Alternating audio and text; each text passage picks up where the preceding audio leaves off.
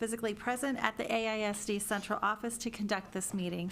This meeting is streaming live on AISD TV and Apple TV. It's also being broadcast on cable channel 22 through Spectrum, Astound Broadband, and on channel 99 through AT&T Uverse. Closed captioning in English is available on these platforms for individuals who are deaf or hard of hearing. To our audience tuning in remotely and here in person, welcome and thank you so much for joining us. We will move to the approval of the agenda. Secretary Boswell, do you have a motion to approve the agenda? So moved. Is there a second? Second. Having a motion by Secretary Boswell and a second by Trustee Zapata to approve the agenda, all those in favor, please raise your right hand. The motion passes unanimously. Secretary Boswell, will you please lead us in the Pledge of Allegiance and the pledge to the Texas flag? I pledge allegiance to the flag of the United States of America and to the republic for which it stands, one nation, under God, indivisible, with liberty and justice for all.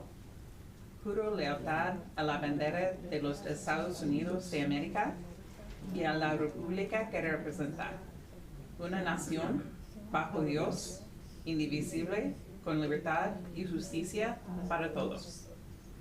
Honor the Texas flag. I pledge allegiance to thee, Texas, one state, under God, one and indivisible. Te honro, bandera de Texas. Te juro lealtad, Texas, un estado bajo Dios, uno e indivisible.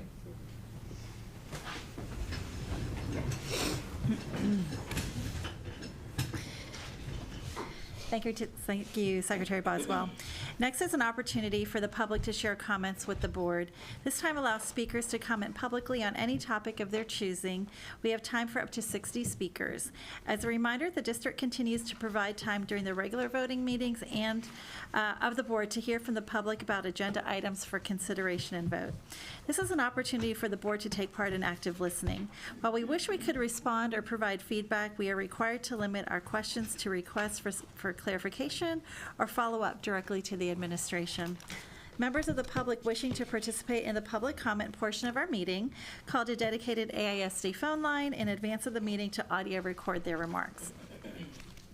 We will now play the recorded messages for public comment, so please listen carefully. Yes, this is Joanne Smith. I am calling about the conservators for the special education. It's a fabulous idea. In fact, it's one that must occur. The problem definitely is the fact of not getting evaluations done, but the bigger problem is the leadership of the department. Thank you. Good evening, trustees and Interim Superintendent Segura. My name is Megan Vasquez, and I'm a Becker PE teacher and Education Austin OC member. I'm calling in regards to Agenda Item 4.1. First, I would like to publicly give my support to the board and Interim Superintendent. As an EA member, we spent countless hours organizing to elect this special group of people. Since December, these newly and formally democratically elected trustees have worked diligently and efficiently to create a brighter future for our district. They have been transparent in their priority to improve SPED and have come up with a system and plan to correct these issues. We have no doubt that with time and full local control, you'll see progress from their strategic and intentional work. I've also been following the news about HISD, and it seems that TEA skipped many involvement steps that were present in the HISD case. I just trust that TEA, who is currently under federal investigation for their mishandling of SPED issues, has any credibility to make judgments for our students. If our board members and interim choose to appeal this case, Education Austin gives our full support. Like our Board of Trustees said in their statement, in AISD, we are united, and we share a common goal to address these SPED challenges and get it right for our students. Thank you so much for your commitment and dedication to our district. Y'all are appreciated. Hi, I'm Megan Holden. I'm a teacher in AISD. Hi, trustees. I'm calling in support of our democratically elected school board members, our locally controlled school district, and our interim superintendent.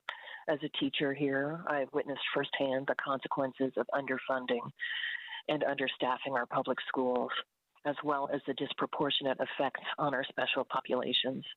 Remediating this dire situation does not call for a conservatorship, but rather it requires support, resources, and funding from our state. Austin ISD spent the better part of $1 billion on recapture last year. Oversight without providing proper resources is disingenuous at best.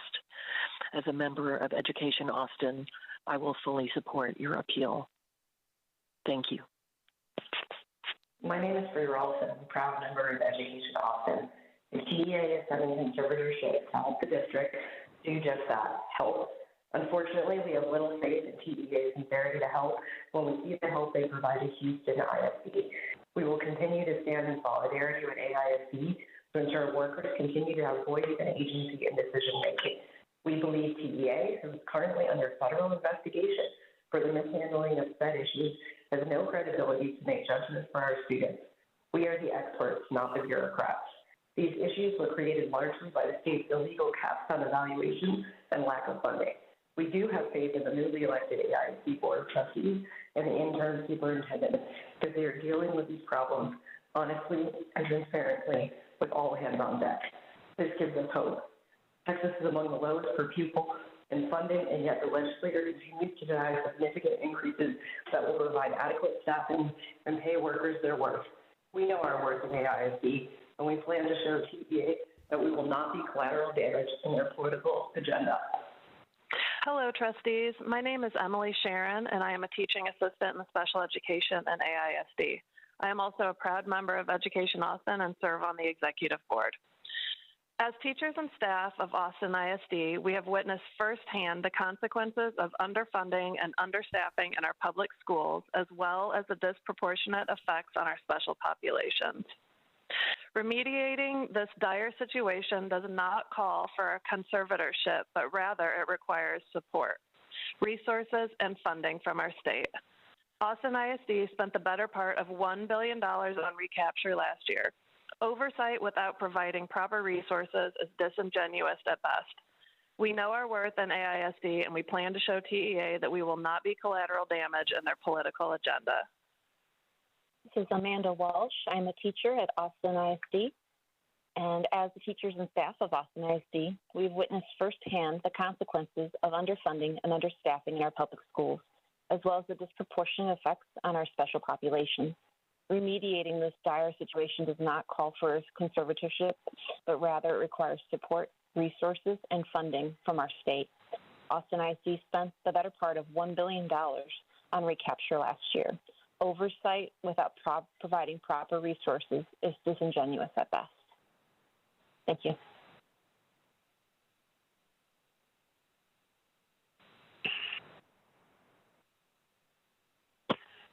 Good morning. My name is Matt Flickinger, and I am a high school teacher at Bowie High School.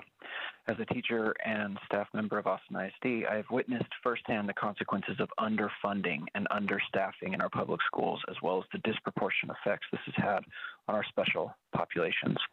Remediating this dire situation does not call for a conservatorship, but rather it requires support, resources, and funding from our state, something that has been denied to us far too often. Austin ISD spent the better part of $1 billion on recapture last year. Oversight without proper resources is disingenuous at best, especially from the governing body responsible for this deficit in the first place. Thank you. My name is Christy Haney, and I'm a current AISD teacher and parent, former special education teacher, and member of Education Austin. I've witnessed firsthand the consequences of the lack of funding and the lack of resources in our public schools and the disproportionate effects on our special pops. This situation doesn't call for a takeover or a conservatorship. It calls for adequate resources and funding. So I hope that the board decides to appeal the decision by TEA to appoint a conservator, and I hope that we can work together to actually fix the problem. Thank you. Hello, trustees. My name is Chelsea McCaffrey, and I am a teacher in AISD. I'm a proud member of Education Austin. I'm calling in support of our democratically elected school board members and our locally controlled school district, as well as our interim superintendent. The announcement of a conservatorship of Austin School's Special Education Department is premature, as the state has skipped many involvement steps and has intentionally escalated the intervention to suit their own agenda. We greatly value our local collaboration between the board, administration, and our entire AISD community. We've already begun to work together to correct these problems. As a member of Education Austin, I will fully support an appeal from our board when they seek it out. We know our worth in AISD, and we plan to show TEA that we will not be collateral damage in their political agenda. Thank you. Hello, trustees. My name is Elizabeth Russell, and I am a teacher with Austin ISD. I am a proud member of Education Austin. I am calling in support of our democratically elected school board members and our locally controlled school district, as well as our interim superintendent. The announcement of a conservatorship of Austin School's Special Education Department is premature, as the state has skipped many involvement steps and has intentionally escalated the intervention to suit their own agenda. We greatly value our local collaboration between the board, administration, and our entire Austin ISD community. We have already begun to work together to correct these problems. As a member of Education Austin, I will fully support an appeal from our board when they seek it out. We know our worth in AISD, and we plan to show TEA that we will not be collateral damage in their political agenda. Thank you. My name is Rachel Preston, and I'm a proud member of Education Austin. TEA thinks sending conservators will remediate this dire situation, but they should send support, resources, and adequate funding instead. TEA has no credibility to make judgments for our students. It is currently under federal investigation for mishandling of SPED issues, and the issues in our district were created largely by the state's illegal caps on evaluation.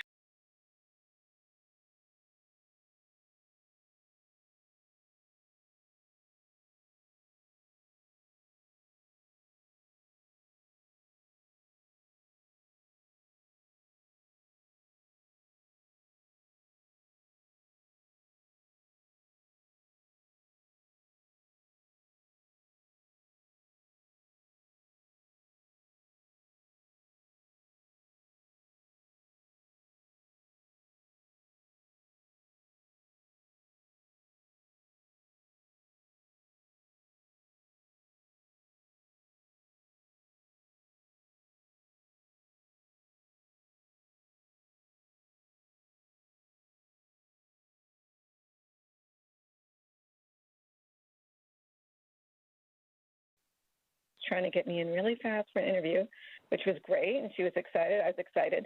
When I sent her my resume second time, she canceled the interview within 12 hours and wouldn't tell me why. I personally believe it is because of my age. I think there was some age discrimination going on there in the second interview. She missed that, or with the resume she was able to put together my age. And I'm over 40. I've filed a discrimination complaint against AISD this past February, still working on it. I have over 5 years working experience in schools as a school OT. I have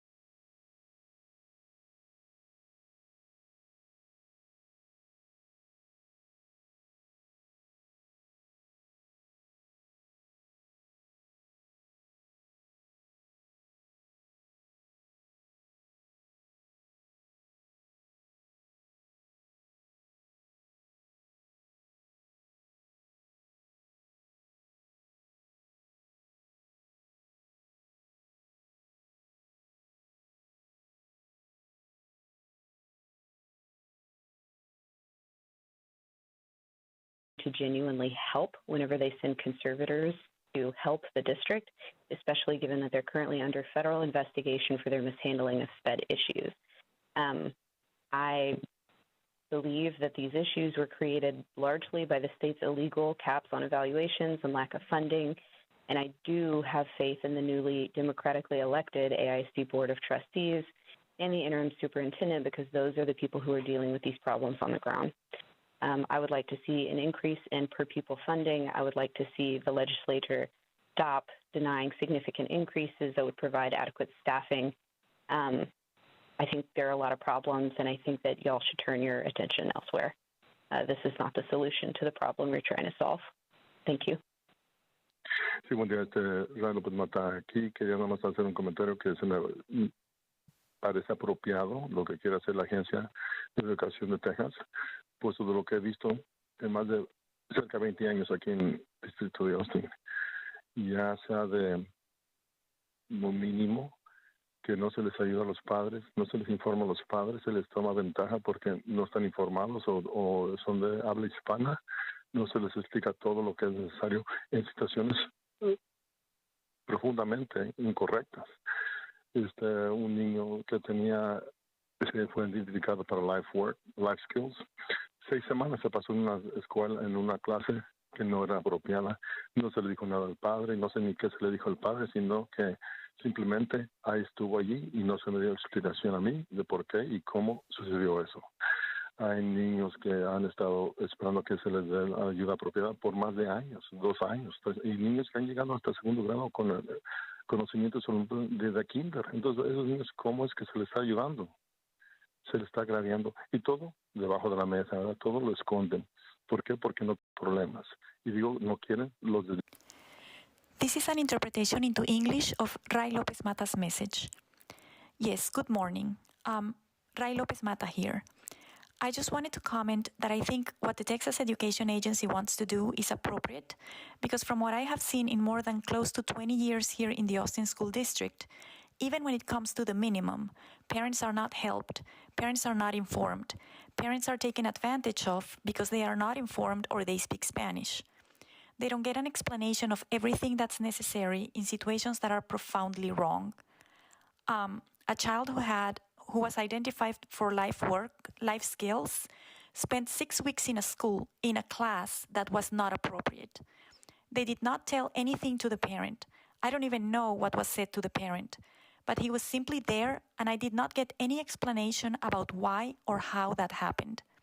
There are children who have been waiting to receive the appropriate help for more than 2 years, and children who have made it to 2nd grade with kinder-level knowledge. So how are those kids being helped? They are being harmed, and everything is under the table, right? They hide everything. Why? Because they don't want problems. And I mean they don't want... This is Sharon Vane. I'm an AISD parent of a Bowie Junior and a 2022 graduate.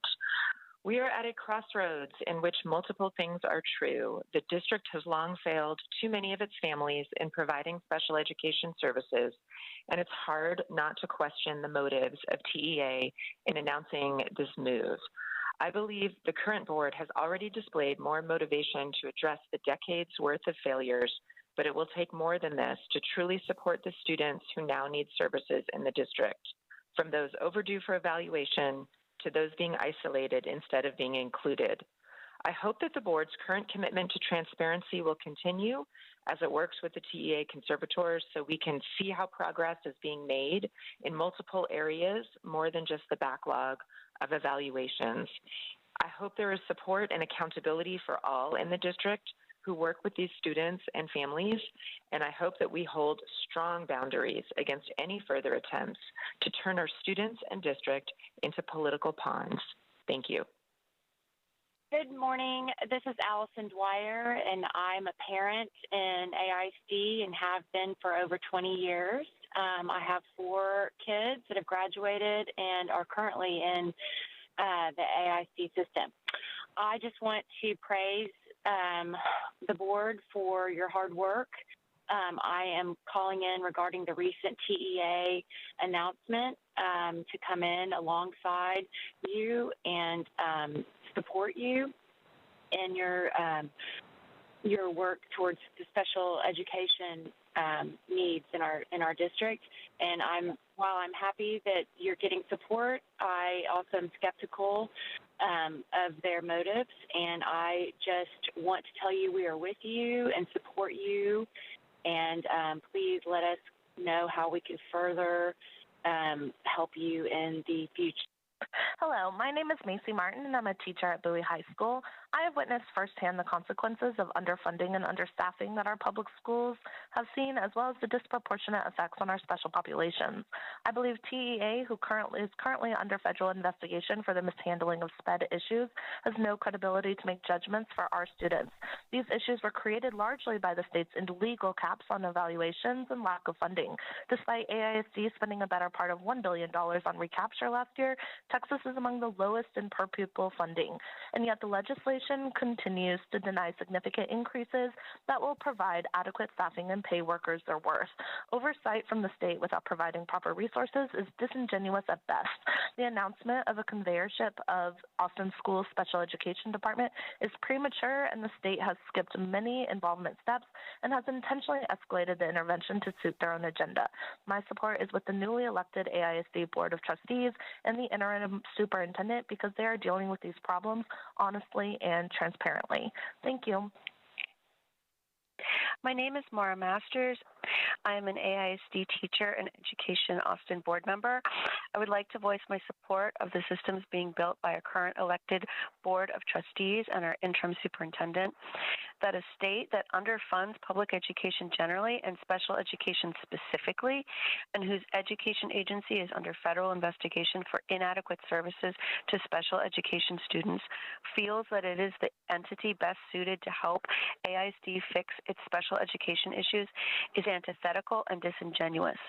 While we must follow the letter of the law, I urge the board to appeal the conservatorship and to resist outside solutions that it finds harmful to our students, staff, and community. Thank you. Hi, trustees. My name is Lindsay, and I'm a staff member in the district. I'm also a proud member of Education Austin, and I'm calling in support of our democratically elected school board members and our locally controlled school district, as well as our interim superintendent. The announcement of a conservatorship of Austin Schools Special Education Department is premature, as the state has skipped many involvement steps and has intentionally escalated the intervention to suit their own agenda. We greatly value our local collaboration between the board, administration, and our entire AISD community, and have already begun to work together to correct these problems. As a member of Education Austin, I fully support an appeal from our board whenever they do seek it out. We know our worth in AISD, and we plan to show TEA that we will not be collateral damage in their political agenda. Thank you. Bye. Good evening, AISD trustees and Superintendent Segura. My name is Gracie Hopkins, and I'm a fourth grade dual language teacher at Bettis Elementary, and I'm a proud Education Austin member. As school staff, we have witnessed firsthand how systems have continued to fail students with disabilities in our district and across the state. The urgency to prioritize and provide an equitable, accessible, and inclusion-driven, free, and appropriate public education to all students is shared by staff, families, and community. We elected a school board that we know will do better than the prior board and administration for students with disabilities. TEA deciding on a conservatorship is a political move, not a sincere one. It fits the voucher-pushing privatization agenda. They're using students with disabilities as a pawn in a bigger political ploy to privatize education. We stand by our democratically elected trustees and in solidarity with our locally controlled school district and demand true change for our kids with disabilities. Our current board is well poised to tackle this challenge, and we will stand by them in solidarity while still holding this district accountable, just like our students deserve. Thank you. Good evening. My name is Jill Bracamonte. I have 3 differently abled children in the district, and I'm a special education coordinator outside of AISD. I'm calling tonight to express thank you to the board for being proactive on getting help with the special education crisis in AISD. However, I also want to express concerns regarding the TEA conservatorship and support. I'm first of all deeply concerned about TEA's help since they are discriminatory towards children with hidden disabilities, which you can see in the restrictions they have placed on allowable STAR accommodations, where students may only access certain accommodations if they demonstrate a physical disability. They do not recognize specific learning disabilities and other hidden disabilities. I'm also concerned that our crisis in special education is related to a bigger crisis in general education and the way it is inconsistent across campuses. So thank you, once again, thank you for your continued work to support all students in AISD, but please remember to be vigilant in continuing to monitor the progress in special education. Thank you. Goodbye. My name is Beth Bacon, and my son attends Kiker Elementary, where he receives special education services. And I just want to say how pleased I am with the Kiker Elementary special education team and the services they have provided for my son and the teamwork they've provided. And I am concerned about the conservatorship from the TEA taking over the special education department. And I would just like to know if you can get an outline of how they plan to address the special education department better than AISD has. Again, my name is Beth Bacon. Thanks so much. Bye. My name is I'm a parent, and I've been an active community advocate working towards reform for students with disabilities for years. I understand the duty to protect the district from a conservatorship, given that our state laws give broad powers and potential takeover, but the duty first and foremost should be to students and families. The district's experience right now, struggling with being thrust into a situation where they don't get to choose who helps them, they don't get to choose who they collaborate with, and they're not assured collaboration or help, is exactly how many of the families feel right now when they go to their ARD tables. Those charged with helping them don't always do help them, and real collaboration doesn't work, and the decisions are binding and long-reaching to the student. The TEA has had its own very troubling past with ensuring the rights of students with disabilities across Texas. No one has a crystal ball to look at whether a conservatorship will be positive or not. It's doubtful AISD can pivot to compliance in 2 years. The appeal could be denied, so perhaps it's best to make very robust plans for a change that can happen in 2 years. I'm not sure AISD or TEA can make the changes needed, but things have snowballed so much, the only sure thing known is you have a 2-year limit to get something done. Thank you. My name is Ashley Frick. I'm the parent of a 3rd grade student currently enrolled in AISD. We submitted a formal request for evaluation for special services on November 7th, 2022. The process has been very disheartening. The current system or lack of systems does not work. There's no transparency or tracking in this process. We're 147 days and counting into this progress with no answer to date. The incidents cited in the TA report mirror our experience. It's safe to assume that there are hundreds, if not thousands, of kids awaiting an evaluation in our school district. It's clear that AISD needs outside support, guidelines, and a system that allows for teachers, admins, professionals, parents, and students clarity on this process. It's the board's responsibility to represent our community expectations, and we expect that if support is needed to be successful, the board will accept it. Our students reserve the right to receive special services if needed. Thank you. Good evening. This is Ken Zarepis, President of Education Austin. Special education students should be a top priority for AISD, TEA, and our state legislature. For too long, the lack of state funding has hurt our public schools and more directly students, and of those, special ed students are hurt the most. The district has a responsibility to prioritize special ed students, and Education Austin believes the current board, administration, and interim Superintendent Segura are doing that. However, they can't do it alone. They need time and money. Time from TEA to a lot of systems and supports that have been implemented over the last 2 months to have an impact. And the legislature needs to provide the money. Understaffed schools, underpaid employees, and overworked employees are not going to close the gap by simply being told to do better. We need more people, more training, and more time. And all of that costs money. If the state truly cares about special education students and public education, they will find the money. Otherwise, it's just politics as usual and kids suffer. Thank you. Hi, my name is Donna Betts. I have a daughter that was in special ed at AISD and is hopefully will be able to return to AISD as well as being an educational advocate. What I want to say is that no, I am not in favor of AISD getting their own monitor. Who's going to hire this monitor? AISD. AISD is the ones who has mess this up to begin with. So no, I'm not in favor of that. You want to know who you're going to work with, and you want them to work with you. So do the parents, but we don't get that option. And the interim superintendent has been working on aggressively since January, but he's been the interim superintendent since way before then.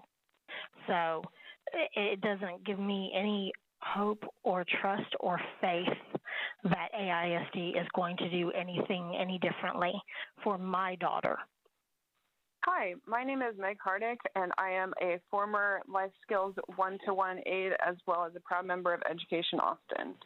If TEA is sending conservators to help the district, they should do just that, help. Unfortunately, we have little faith in TEA's sincerity to help when we see the help that they provided in Houston ISD.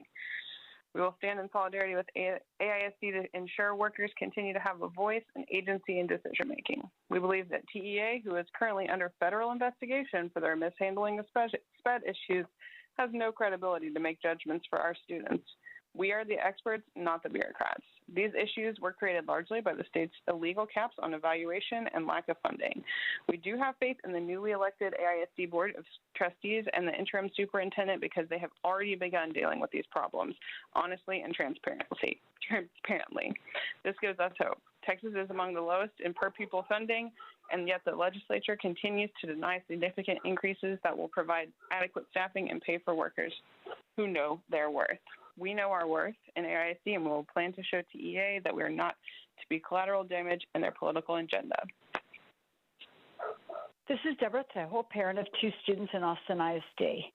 I'm asking today that AISD use this opportunity to absolutely change the game for students with disabilities in the district, to shift its focus with all deliberate speed, to change its messaging immediately to principals, administrators, teachers, and parents that it's a new day in AISD, that AISD is going to take all steps necessary to ensure that students with and without disabilities receive a meaningful education that is based on universal design, that curriculum is built with bilingual and learners with disabilities from the front end. AISD needs to clearly message that there is a new day and that all schools must look for opportunities in all classrooms to modify and accommodate all learners. The board has previously indicated it desires to be more inclusive and in line with federal law, and it needs to make that clear. It needs to start today and do that across the board. AISD should fulfill its own stated vision of being the home for inclusive education in Austin. And principal. My name is Kyle Williams. I'm an AISD teacher, and I'm a proud member of Education Austin. If TEA is sending conservators to help the district, they should do just that, help. Unfortunately, we have little faith in TEA's sincerity to help when we see the help they provided in Houston ISD. We will stand in solidarity with AISD to ensure workers continue to have voice and agency in decision-making. We believe TEA, who's currently under federal investigation for their mishandling of SPED issues, has no credibility to make judgments for our students. We're the experts, not the bureaucrats. These issues were created largely by the state's illegal caps on evaluations and lack of funding. We do have faith in the newly elected AISD Board of Trustees and the interim superintendent because they're dealing with these problems honestly and transparently as possible. This gives us hope. Texas is among the lowest in per-pupil funding, and yet the legislature continues to deny significant increases that will provide adequate staffing and pay workers their worth. We know our worth in AISD, and we plan to show TEA that we will not be collateral damage in their political agenda. Part of the reason that this issue is currently happening is not because people are not trying to process this backlog, but we just don't have the staffing to do it. So, thank you. Hi, my name is Frank Netcher, and I am an expectant father and proud supporter of Education Austin. If TEA is going to be sending conservators to this district, they should do that. They should help. They shouldn't just take over the district. Unfortunately, I have very little faith in TEA's sincerity to help when we see the help that they've provided my home district, HISD. We will stand in solidarity with AISD to ensure workers continue to have a voice and agency in decision-making processes. I believe that TEA, who is currently under federal investigation for mishandling SPED issues, has no credibility to make judgments for our students. We are the experts, not the bureaucrats. Many of y'all were teachers. Many of y'all were elected because you represent teachers. These issues were created largely by the state's illegal caps on evaluations and lack of funding. We do have faith in the newly elected AISD Board of Trustees and the interim superintendent because they are dealing with these problems honestly and transparently. This is giving me hope. Texas is among the lowest in per pupil funding, and yet the legislature continues to deny funding, continues to deny payment for teachers. Good evening. I'm Jake Morgan, and I'm a teacher and a proud member of Education Austin. I'm calling today in support of our democratically elected school board members, our locally controlled district, and Dr. Matias. I'll stand behind this board as they continue their efforts to correct the problems in this district regarding special education. As someone who's directly working with these students on a daily basis, I can recognize these issues, and I support you in your willingness and ability to deal with these issues transparently and honestly. What I will not support is a political ploy by TEA to opportunistically assert control over our district. If you want to help us, TEA, stop funneling money out of a district that is clearly in need. Thank you.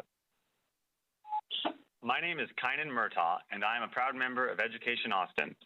If TEA is sending conservators to help the district, they should do just that, help. Unfortunately, we have little faith in TEA's sincerity to help when we see the help they provide at Houston ISD. We will stand in solidarity with AISD to ensure workers continue to have voice and agency in decision-making. We believe TEA, who is currently under federal investigation for the mishandling of SPED issues, has no credibility to make judgments for our students. We are the experts, not the bureaucrats. These issues were created largely by the state's illegal caps on evaluations and lack of funding. We do have faith in the newly elected AISD Board of Trustees and the interim superintendent because they are dealing with these problems honestly and transparently. This gives us hope. Texas is among the lowest in per pupil funding, and yet the legislature continues to deny significant increases that will provide adequate staffing and pay workers their worth. We know our worth in AISD, and we plan to show TEA that we will not be collateral damage in their political agenda. Thanks for listening. I'm hanging up now.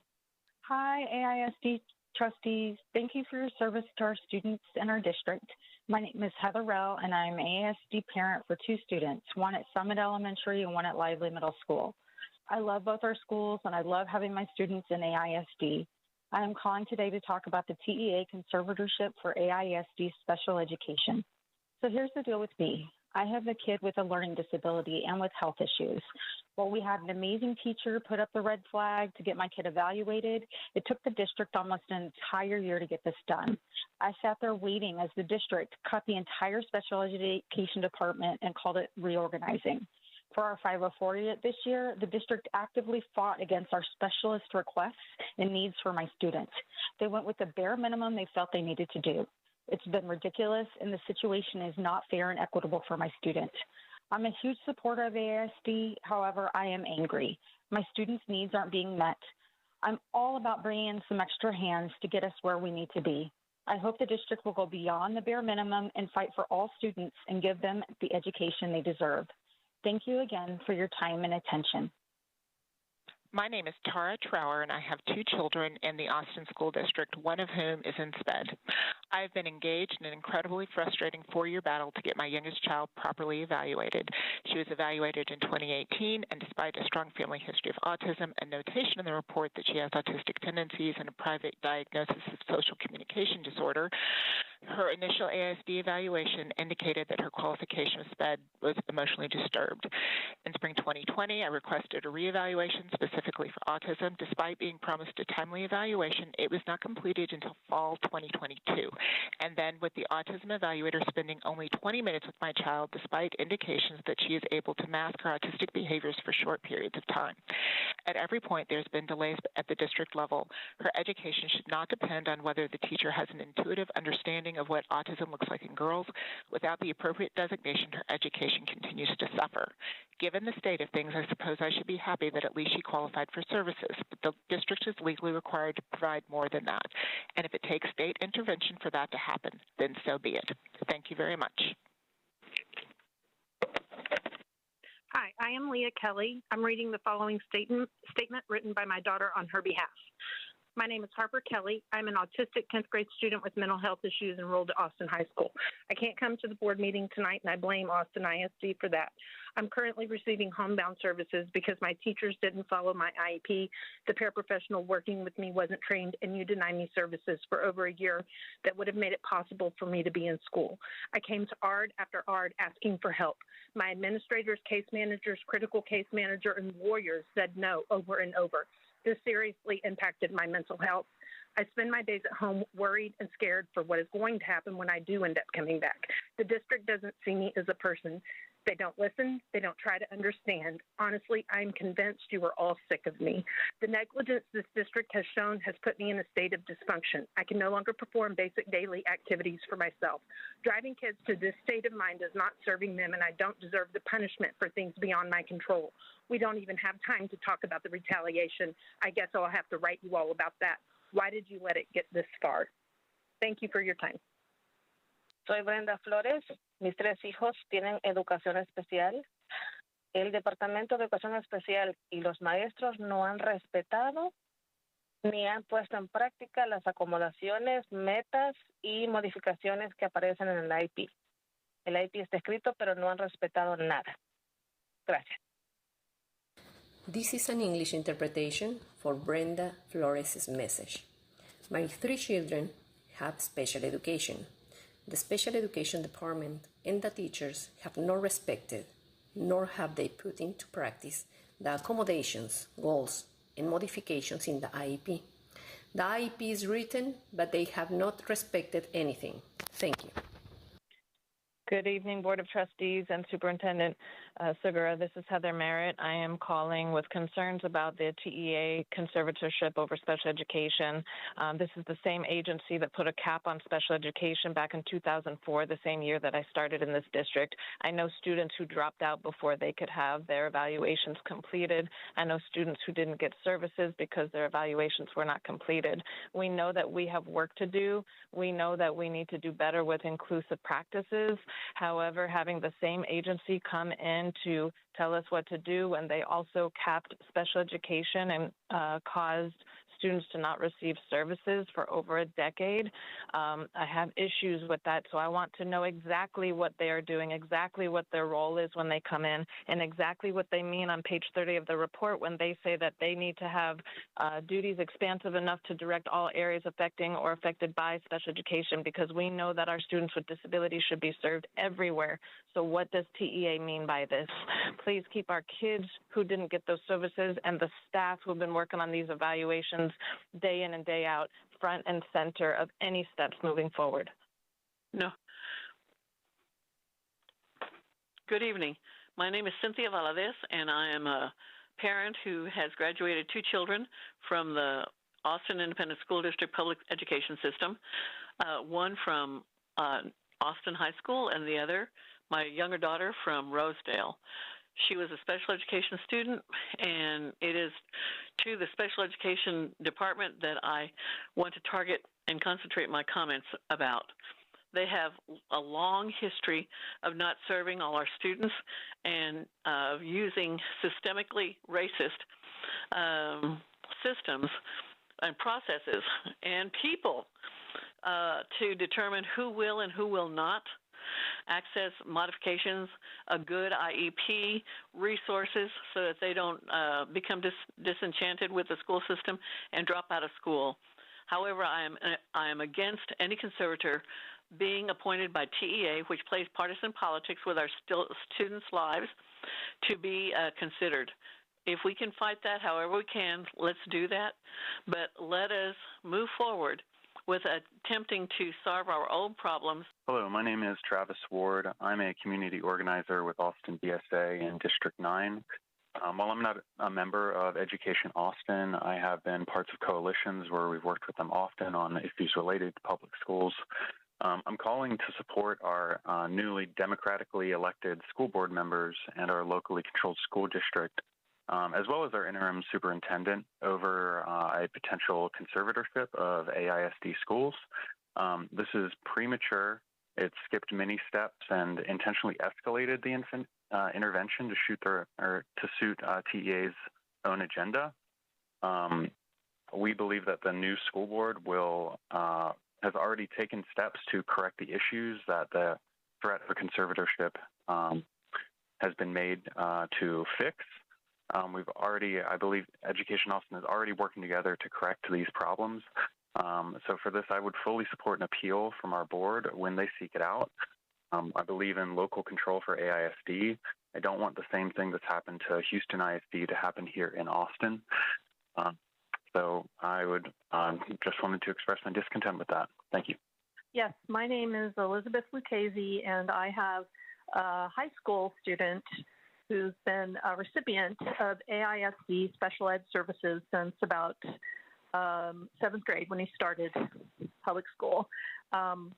What I want to say is that even though it's been a roller coaster and it's been challenging, from evaluations to ARDS to IEP reports and updates, I'm generally pretty pleased with the services and the accommodations that my child receives.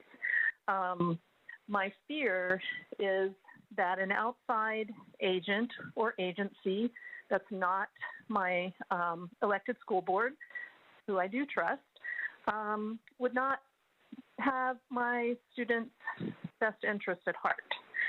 So that's my concern, just wanting to keep it a little bit closer to me, the parent and the student, by letting my school district make the changes. Thanks. No outside agency, please. Hello, trustees. My name is Mindy Lejeune, and I'm calling in support of our democratically elected school board members in our locally controlled school district and our interim superintendent. As a teacher in Austin ISD, I have witnessed firsthand the consequences of underfunding and understaffing our public schools, as well as the disproportionate effect on our special populations. This dire situation does not call for conservatorship, but rather than requires support, resources, and funding in our state. Austin ISD has spent a better part of $1 billion on a recapture last year. Oversight without providing proper resources is diligence as best. As a member of the Education Austin, I fully support your appeal. My name is Allison Deviney, and I'm a very proud life skills teacher here in Austin Independent School District. I want to express that I feel that we should not be under conservatorship, because just like when we get new students that come with goals in their IEP, we need time to put those things in place. That's why we as educators have benchmarks and objectives to reach those goals. It takes time and effort and a clear vision to get to the places we want to for each and every one of our special learners. And as a team, we're doing the same. As someone who's very proud to be part of our interim superintendent teacher committee, and as someone who is on the executive team committee, I have heard wonderful things put in place that we are currently working on since January to put in place to fix the problems we're having in special education. We need the time, just like we do when we work on goals with our students. We need that same time for us to be able to meet those needs and reach those goals as a team. And I think at this time, it is prudent that we are given that time to be able to do that. And a conservatorship would not help us stay on the path that we. This is Patty Everett, an Austin parent and education advocate. I urge AISD to appeal the TEA conservatorship. The voters in Austin have elected a new board that's taking actions to address special ed issues. Not only will TEA slow the process down and create unnecessary bureaucracy, TEA is guilty of selective enforcement on special ed. TEA says AISD has failed to evaluate students in need of special ed services and to provide those services to eligible students. TEA continues, however, to reward charter schools that clearly underserve special education students. The agency has not taken action to investigate whether these charters are in violation of federal law. For example, Basis Texas charter serves only 2.8% special ed compared to 11.8% for all districts statewide. The Basis charter in Austin serves only 1% special education students compared to an Austin elementary school less than 1 mile away that serves 18%. Yet the commissioner has approved 13 new Basis charter campuses to open across Texas in the past 3 years. something wrong with this equation. A conservator. My name is Natalie, and I am a parent of a third grader in Austin ISD. My son was identified as possibly having a disability in April of 2021, and it took 13 months for his initial evaluation and ARD meeting to happen. Aside from the inexcusable length of time, there were many evaluation notes that were not captured in systems and resulted in him receiving less services than I know he needs. Now he is nearing the end of third grade. We are waiting again for reevaluations to be completed.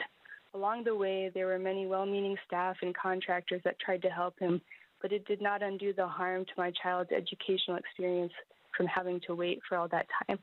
I hope that in the future, no family has to endure a wait like that, and that services are also improved across campuses. I'm Zenobia Joseph calling in reference to item 4.1, Texas Education Agency Special Investigative Report for the students in special education. I would like the board to be transparent as it relates to the overrepresentation of African American students in special education. Twice, I asked the African American Resource Advisory Commission for help with Black students. At the time, African Americans were 1% of the gifted education, 50% of special education, but only 8% of the district's population. I would also like to call to your attention that the American Rescue Plan Act does permit you to use those funds for targeted intervention for students most in need. That means you can use the funds for African American students. And lastly, from a technical perspective, just want you to know that my recording as related to the superintendent was not played for the board, which is why I went in person. I thank you for allowing me to make my comments, and have a blessed day. And lastly, I would just ask you to focus on gifted education as it relates to students who may be in special education too.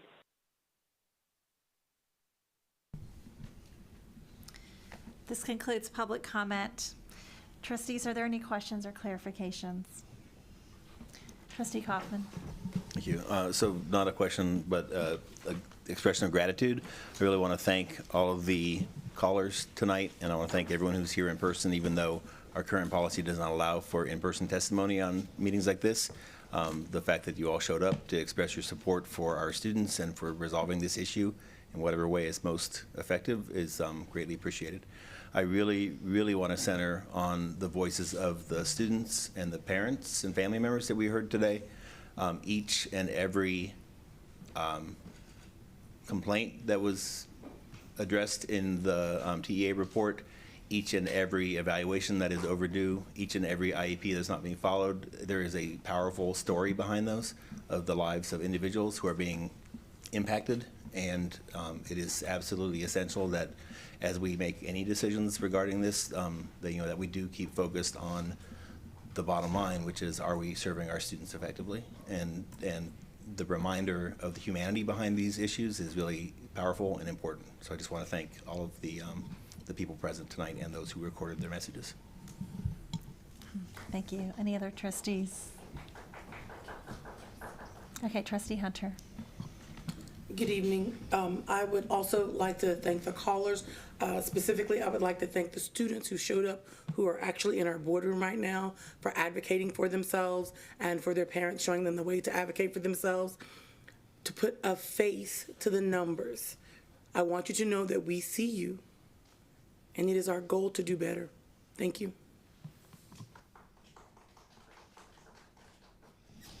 Any other trustees? Trustee Boswell. Just a quick clarification. One caller said that interim superintendent Segura had been interim superintendent since long before January, and I just want to clarify when that decision was made, that it was made in January. So just want to make sure our facts are straight on that. And then another caller mentioned something that people have been asking for quite a while, that we used to have an ombudsperson or an ombudsman to handle things. And I know we had that position, we got rid of that position. I know we've talked about it a lot from the dais, and we've heard a lot about it from our community. And I know that we have been discussing it in budget. I would just love for you to share an update, if you don't mind. Absolutely, Trustee Boswell. An ombudsman is within our budget currently. I don't expect that it will fall away from our proposed budget to the board. We certainly recognize that it's an opportunity for us to to ensure that our families have access to relay information in a safe way, in a safe manner. We are looking at making perhaps adjustments to focus that area and the ombudsman around special education. We're working through that right now to kind of determine what that might look like, but absolutely we are committed to having that position come back in our next budget. Thank you very much.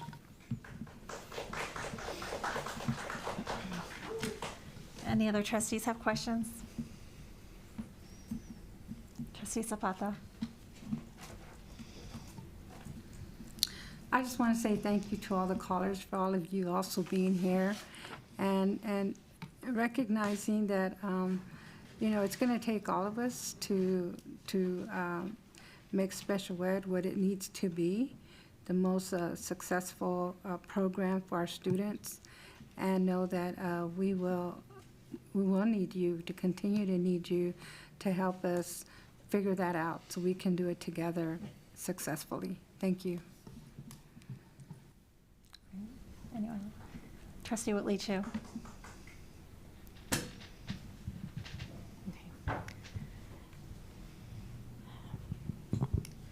So, the reason I'm here today is because I am one of the parents who waited and waited for an evaluation for my child and for services for my child. And, I'm a teacher. I'm a strong advocate for children and for my child. And I knew if I was having this much difficulty getting the services I needed for my kid, that there is no way that every child was getting what they needed. And my number one priority here is to fix this problem.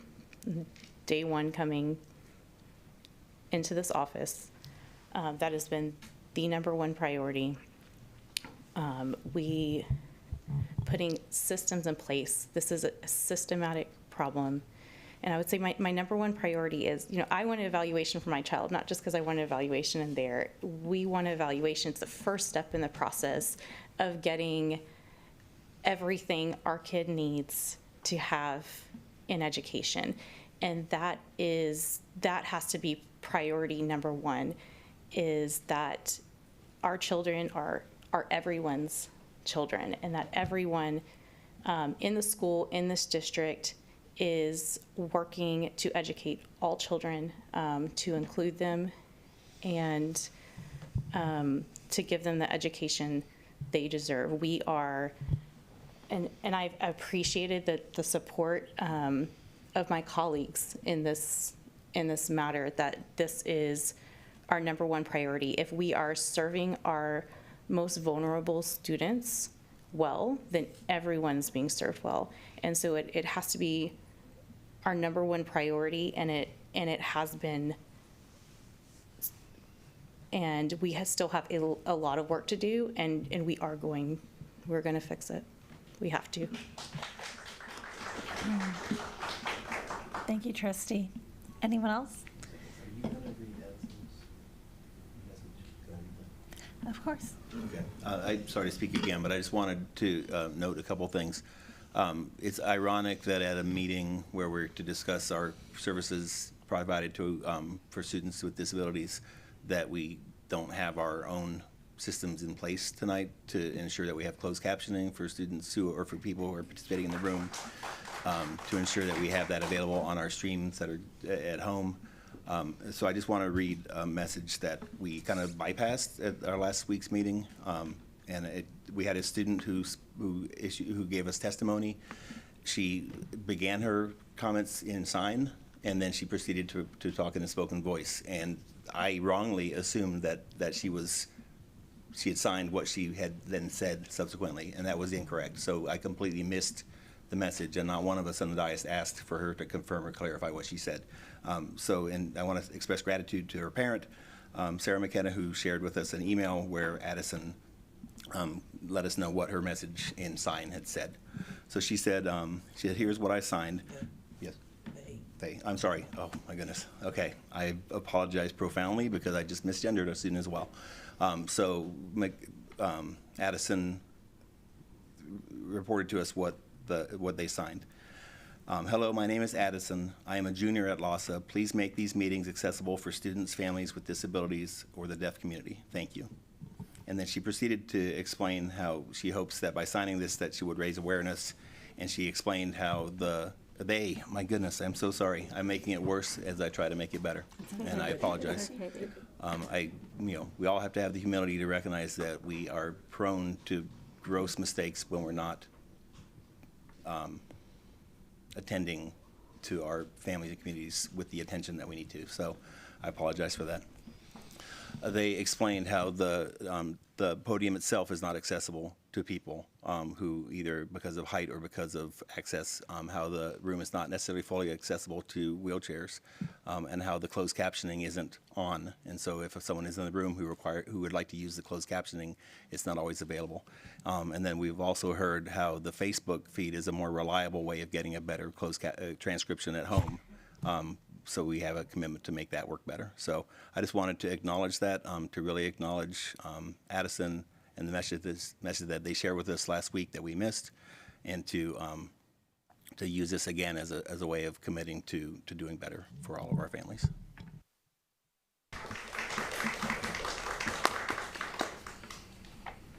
Thank you, Dr. Kaufman. Any other trustees? Okay. Thank you all very much. It means so much to all of us to have you all here and care so much for our students and our families and our staff. All right, so just as a reminder, please feel free to share any general comments or questions on non-voting items with the board by email at trustees@austinisd.org. So we are about to start our discussion on the TEA Special Investigation Report.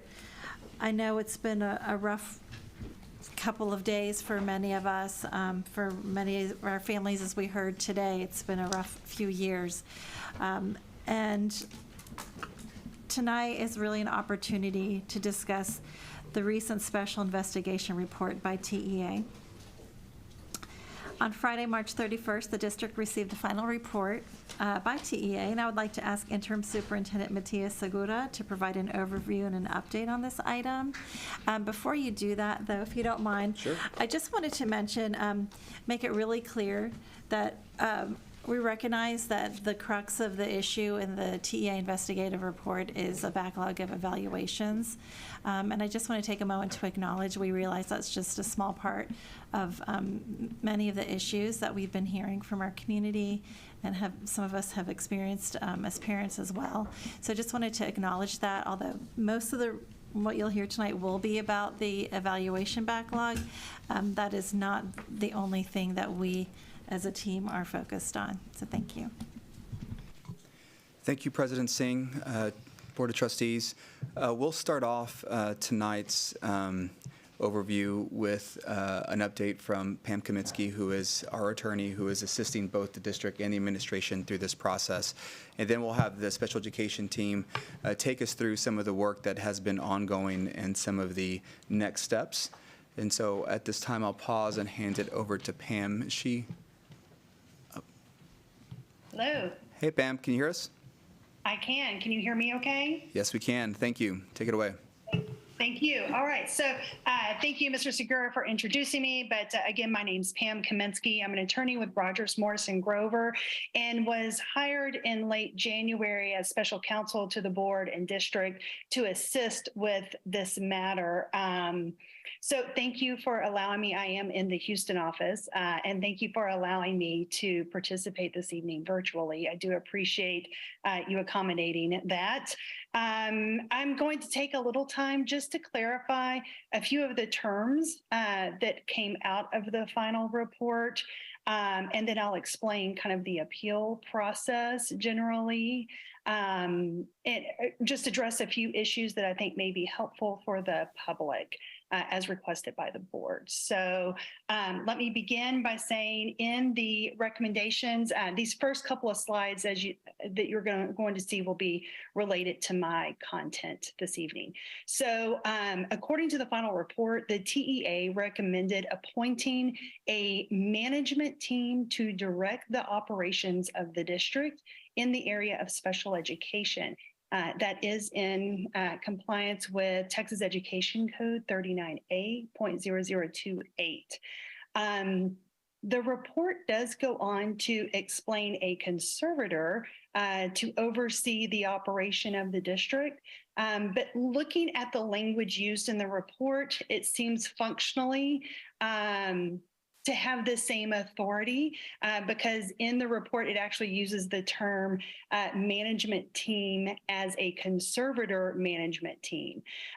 So just to back up a little bit with the various levels that we look at for TEA intervention or assistance, perhaps dependent upon your perspective. The first is monitors. A monitor reports to the TEA about a district's activities. I can tell you that is what Austin ISD requested from TEA, is Austin ISD has a plan in place. You're going to hear more about that from Dr. Rubinet this evening. There is a plan in place, and Austin ISD was seeking for a monitor to assist in relaying the information from what Austin's doing to the state to show them the steps that are being taken to address the concerns. Conservators, though, as I go through these levels, I want to make sure everyone understands, conservators oversee the district's operations. A management team directs the district's operations in areas of insufficient performance. And a board of managers, which we are not part of that with regards to this TEA report, but a board of managers replaces the board of trustees and exercises their powers and duties. So that's more what we're seeing in the news and hearing in the news with regards to your neighbors in HISD. That is not where we are at this point with Austin ISD. The management team is more limited than a board of managers. It's limited in its scope. And here we understand that the management team would have its scope related to special education, but there is some broad language within the report that indicates areas that may not be, and I'm not quoting it directly, but areas that may not be specifically clarified as special education, but may impact special education could be part of that scope. It's important to note that this report at this point is a report to the commissioner of what the recommendations are for the state. So I would say, well, before I get to the appeal process, let me just clarify what the law specifies for a conservator or management team. This is from 39A.003. May direct, the conservator or management team may direct an action to be taken by the principal of a campus, the superintendent of the school district, or the board of trustees of the district. The conservator or management team may approve or disapprove any action of the principal of a campus, the superintendent of the district, or the board of trustees. May not take any action concerning a district election, goes into a little further language there, may not change the number or method of selecting board of trustees. So I think that's important for us to be aware of. May not set a tax rate for the district, and may not adopt a budget for the district that provides for spending a different amount exclusive of debts that may be pending from the previously adopted board of trustees. So those are some things the conservator and management team can and cannot do, I think are important for everyone to be aware of as we begin this process. If we can move to the next slide. Appeal options. The very first thing that the district needs to consider is whether to request for an informal review. That decision needs to be made by April 17th of 2023. This is a review by the commissioner. As I mentioned, this report essentially goes to the commissioner to determine if these recommendations will be accepted or not, this is the opportunity for the district to take a position with regards to the report and let the commissioner know that position. In this process, it is a written request for informal review. At the discretion of the commissioner, there could be a meeting for further clarification with the district and the commissioner regarding this informal review. That meeting does not include examination of witnesses. It's not to be compliant with the rules of civil procedure or evidence. It is allowed to be an ex parte communication, but it's a meeting for the district to be able to put forward its position. And so we would obviously, Austin ISD, if we look at moving forward with appealing, that's something we would want to do in order to have further conversation with the state with regards to the district's position. Other appeals, if the commissioner decides to accept this final report, then at that point, the district could consider making an appeal to SOA, which is the State Office of Administrative Hearings.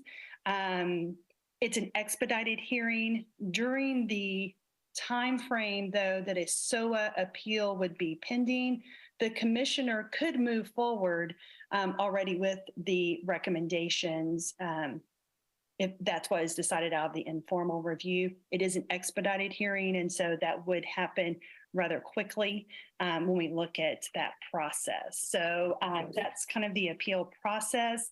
Some things that I think were important for people to understand that are maybe new to this. I know many in the crowd here are not new to this and well aware, but Dr. Robinette will give some further explanation, but I think it's important to note this was a perfect storm if there ever was one. There was an increase, as I understand, in evaluations and referrals for special education well before COVID lockdown ever happened. That increase was due in large part to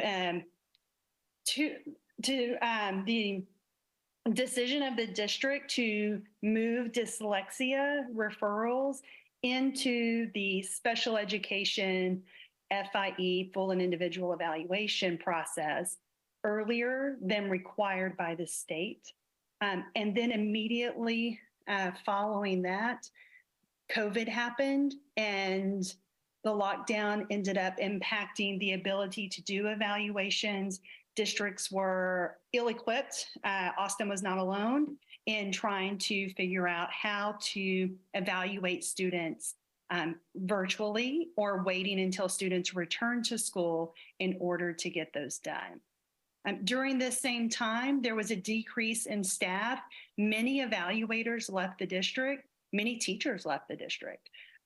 There was a huge decrease in staff. There were staffing positions available to be filled, but they were not at that point able to fill them. There is a plan now in place to continue to move forward with trying to increase those evaluation staff members. In addition, there were multiple TEA complaints, all occurring at or near the same time regarding evaluations, referrals for special education evaluations.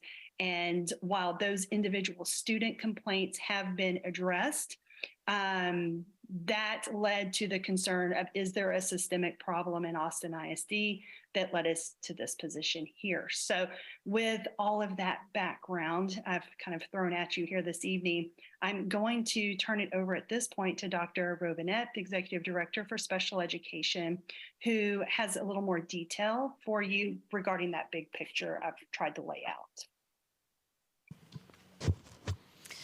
Good evening, Interim Superintendent Segura, Board of Trustees, President Singh, and the public who are here with us this evening. Thank you for joining us and thank you for the opportunity to speak on this matter. Drew Robinette, Assistant Superintendent for Special Education. I have alongside me Dr. Cherry Lee, who is our Interim Executive Director of Instructional Delivery and Inclusion, and honestly a newly created position. Thank you for your support, Board, and our team. And then Dr. Teresa Rocha Gill, who is our Executive Director over compliance, evaluations, and sort of systems and operations for our school district, for our department. If I can, as a quick point of privilege, and I know time will be of the essence, is I too have an obligation here to kind of go through a sequence of things with all of you and with our public here to unpack that. But it is not only not lost on us, but it is greatly appreciated by our team and by our community that there are team members here, there are students, there are families that are here representing the voices of over 10,000 students who receive services through special education in our school district, and an additional 7,500 who receive 504 services and supports. We likewise know that we'll talk to you about sort of this legal process. It's the unfortunate sort of communication pattern we want to share this evening. But at the same time, it's not lost on our team or the commitment of this team that our goal is not only to simply address and satisfy TEA needs. Our goal and our emphasis and our desire, and certainly I know it is yours as a board and an interim superintendent, is to fulfill the desires and really the expectations of sort of that North Star, your vision of being that inclusive home for all learners here in Austin ISD with those high outcomes. And this is not a high outcome. This is a standard. So we have higher outcomes in mind. And we appreciate that there's a perfect storm, but there's also a perfect opportunity that has come into play that needs to center disability and the needs of our students in any and all conversations that we have. The guiding principles for inclusion that were developed in partnership with the community before I commenced in this role really talk about not baking that in after the fact, but really putting that in as a primary part. I recognize that tonight this is not an update to the board about any and all things, nor to the public, but in fairness and out of respect for the public, we need to be honest and forthright about how we arrived here, but we likewise need to be compelling and intentional about the actions that I know we all desire to take, and sincerely appreciate both your support and your guidance and your direction in helping us to get there for our kids. With that in mind, I'll go through the components that are in front of you in terms of a brief history to date related to TEA actions. I'm not here to speak about the corrective action related to the state that occurred in 2018, or really the discontinuance in the Dear Colleague letter to our state, and that was operationalized in 2017 to, you heard that from callers, to discontinue sort of capping down on the evaluations for students. This is about Austin ISD and trying to be about proactive and intentional about meeting the needs of our students. But I'd be remiss not to acknowledge that there were a multitude of factors on that front that certainly informed or had an influence on where we are. So the actual connection to where we are with the agency on the conservatorship recommendation comes from a collection of TEA complaints. There's certainly a complaint process that moved forward, and it started because of evaluations and a delay of evaluations during the time frame, really in 19 and in 20. And it started as a genesis in terms of these actions with a complaint that's noted there that was brought on behalf of 2 students by Disability Rights Texas in October of 2020. You don't need to follow the entirety of the timeline there, but about a year later, let me clarify. Shortly after that was done, there is a timeline upon which a district should respond with a promptness and with a period of time to the state, generally within like 10 days, but around any of the data or things we need to provide, and then seek either direction, guidance, or if it's corrective action or substantiation of a complaint, we address those within that time frame.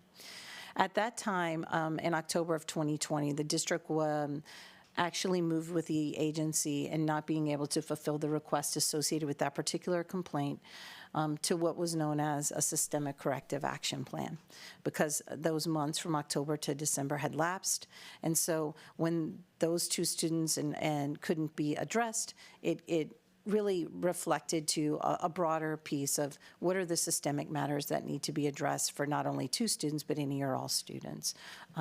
So then there was a special investigation 1 year later. Generally, when there's a systemic corrective action or a corrective action, and the team will keep me honest if I misspeak at all, that you have a period of time up until a year. A year is too long for families, and understandably, but I'm talking about how it's written in the code and in the process to fulfill those actions and to fulfill the completion of those expectations. And that didn't occur in that timeline. And so that is when the agency issued a notice of special investigation. There were other components in that notice of special investigation, that IR 2021 08001 that you have there, but it likewise referenced that time lapse of that initial October 2020 TEA complaint. In the mix of all of this, and this is not the purpose of this evening, but a timeline for transparency with our board, there was a federal suit filed in March of 2021, and that is part of, in Houston, with JR et al. And the Disability Rights Texas versus Austin ISD, and that is still pending. Let me move forward. Each year we also report on the state performance plan indicators, and so there's a lot of indicators in the state performance plan, but two I want to highlight are State Performance Plan 11 and State Performance Plan 12, and those are related to timely evaluations for school-aged children, which is State Performance Plan 11, and then likewise the child finder timely evaluations for early childhood for State Performance Plan 12. There were corrective actions connected not only to the systemic pieces for that TEA complaint, but where the district could not fulfill its expectations and the requirements for evaluations in a timely way. That was reported in the State Performance Plan data. Again, the agency and the Office of Special Program Monitoring comes forward and they issue a corrective action and work with us in terms of what are the things that are going to be done to mitigate and then resolve that issue, for lack of a better description. Again, think of the 365, the 1 year timeline goes into play to fulfill that. But when you're looking at systemic in the eyes of the agency and certainly in the eyes of IDEA and the federal law, timely evaluations and the expectations around that, to be very transparent, that's not determined by TEA. It's codified in the law, and I'll walk us through that a bit. That's an expectation for all districts. It's an expectation across the state and country in terms of the fulfillment of that timely evaluations for the many reasons that you all have heard this evening. And so that corrective action was issued in October of 2021 for evaluations in the 2020-2021 school year. That was the time frame to complete that for the prior year. And we did not fulfill that. And so that second year came to be, and two things happen. We don't fulfill it for the prior year, and we don't fulfill it for the following year because it's compounding over time. And so the agency moved that corrective action for substantial noncompliance, or what they call continuing noncompliance, to the Division of Sanctions. And then they issued a new corrective action for last year's data, that 21-22 data. You all are aware, now the public is clearly aware as well, that the state then came forward and issued, we had not received that special investigation report, and issued a final investigative report. The draft that you received on December 30th, right before the end of the 2022 school year, and then your response, et cetera. So that's part of that piece of the timeline and context. But there are other factors at play that are not, that's TEA response, but sort of what are the context pieces at play here within our district. So I'm going to share some additional background elements. So we certainly already had, going into 2018 and 19, a beginning of some backlogs starting to happen. And then in 2019, our district decided that they wanted to complete full individual evaluations for dyslexia 2 years prior to the state being required to do so.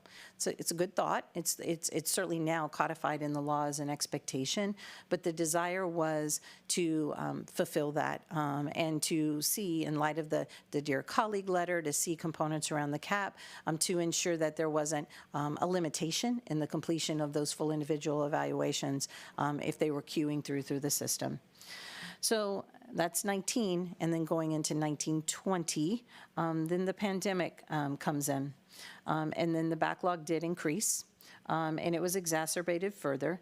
The dyslexia evaluations, and Dr. Lee, at one point, she can remind me. I mean, we were doing prior a screener through our 504 screener process. It was substantially faster, but it wasn't a full individual evaluation. And there's good reasons for looking at a broader piece for specific learning disability or otherwise for services and supports.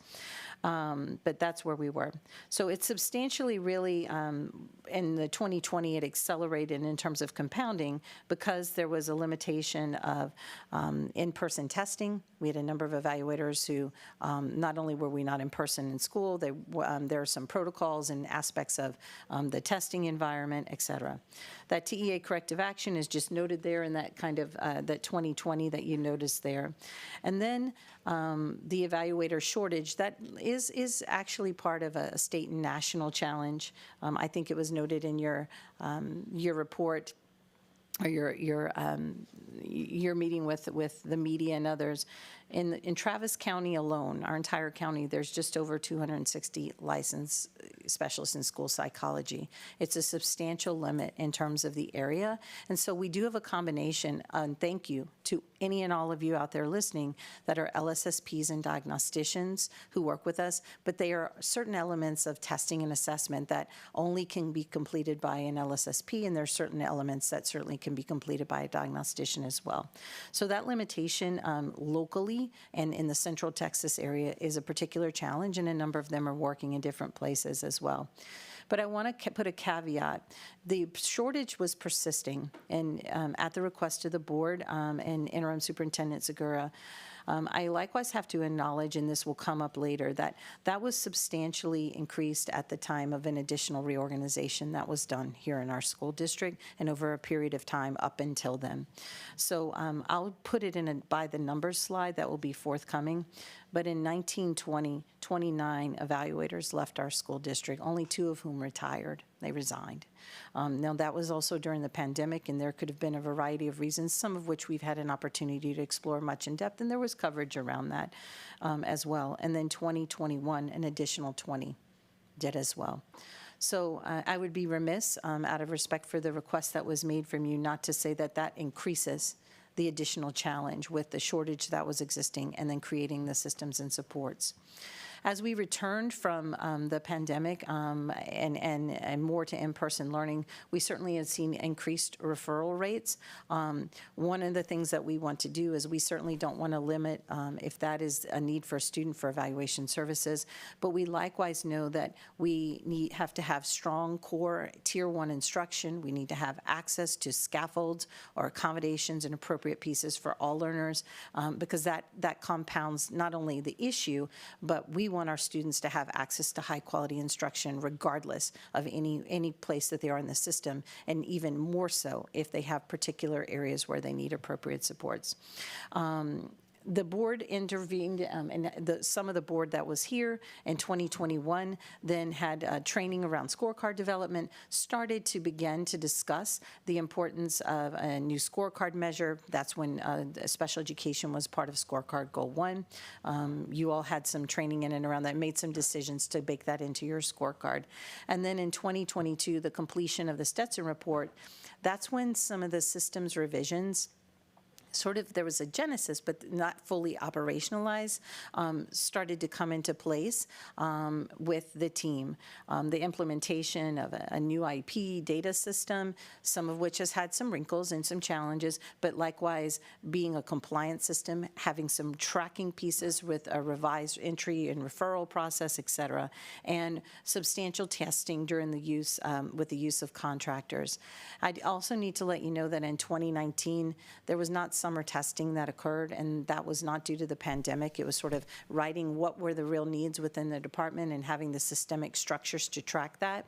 And that had been some of a practice, but not substantially like we're doing that now. And then in 2020, of course, there could be none at all altogether. I'm going to move more expeditiously through the next ones, so thank you. Why does this matter, and why now? Well, it matters for a lot of reasons outside of the things that I'm going to discuss here. It matters for every child and every student. But it matters in terms of how did TEA arrive at this? Because in October of 2021, the way that they look at this, and there are certainly legal minds better than mine that can speak to this, sort of the timeline, the one-year-up timeline on that systemic corrective action came into play for October 2021. And so that's also when that special investigation started thereafter. So then November of 2022, that year 2 completed on that systemic corrective action, and then year 1 had passed for the special investigation. Again, on that state performance plan indicator, that corrective action pieces, likewise you'll see by October of 2022, that year 1 had been up and moved to that division of sanctions. And so that's also part of the timeline when the TEA communicated with you all. Next slide, please. As I mentioned, from the TEA Child Fine Evaluation Network, this is actually their slide, but you'll see that it takes you through the referral for initial evaluations, the notice of action and responsiveness from the campus and the district if there's consent obtained, and then likewise the provision of services in the holding of an IEP meeting. It's called an IEP meeting in every other state except for Texas. We'll call it an ARD meeting, but the provision of services and determining on those two prongs if a child had been identified as the provision of services provided in a timely way. And those numbers on the bottom, I want to focus primarily on the 2, which is the sort of the blue section underneath that 45. You have 45 school days to complete that initial evaluation. It can be made at a different time for a reevaluation depending upon the decision points of the ARD meeting. And the ARD committee and what they deliberate, but that 45 days is our general sort of benchmark, if you will, our timeline and expectation. And then upon the completion of that, there's 30 additional calendar days to hold an IEP meeting, whether a child qualifies or not, and have that discussion and review those components with folks. So it's a solid emphasis on that. Interim Superintendent Segura. Absolutely. Thank you, Dr. Robinette. So as Dr. Robinette had mentioned, there had been some key actions over the last year that can predated, even just my involvement here in this role. So kind of looking back to May of 2022, really using the Stetson report and having that be made publicly available in the presentation that was made to the board. At that point, the board did make some budget allocations to bring in additional vendors to help with that load of work at that point in the evaluations, and that was certainly a move in the right direction. Later in the summer, we also went through some structural changes, and we actually promoted the special education department within the organization. One of the things that's important to note is the location of a department in an organization really, it reinforces kind of the importance of that work, right? And it's important that the leadership is able to move through the organization and be properly supported to ensure that this work progresses. And so that was then, and that's when Dr. Robinette moved into her role as the Assistant Superintendent for Special Education. I also want to point out that we did make some additional adjustments around training opportunities in Leadership Institute, but the kind of momentum really began to build in November of 2022 when the new board was elected and as we transitioned into the new year. And so as I take you all to the next slide, slide 9, in December of 2022, that's when I came on. It's actually very, very late. I think it was like a week to go in December of 2022. But at that time, it was clear to me, it was made clear in the interview process, it was made clear publicly. It was made clear in every conversation I had with each and every trustee on the dais here that special education was the single priority amongst all others that had to be put at the top. It was clear that in the interim phase of the work, just being intentional in developing a true plan for how to recover and build systems was something that was going to be the focus of the work that we had together. And so you can see here in January of 2023, we created the Priority 1A plan. And the reason that we say that is because it's important to me that we communicate in that way every single time. If I'm meeting with district leadership, I'm meeting with principals, I'm meeting with community members, and we talk about all the various initiatives, I talk about special education as Priority 1A, and so we often refer to it as Priority 1A. It's also important, I think, that our community knows that this organization is not in a good place and won't be in a good place until special education services are where they need to be, and I've made that crystal clear for our entire leadership team. Since then, very grateful that the board created the ad hoc committee, allowing more opportunities for our team to work collaboratively with y'all to progress this work. Going month to month and getting feedback just doesn't provide the direction that we need to be successful. We were able to quickly develop a dashboard.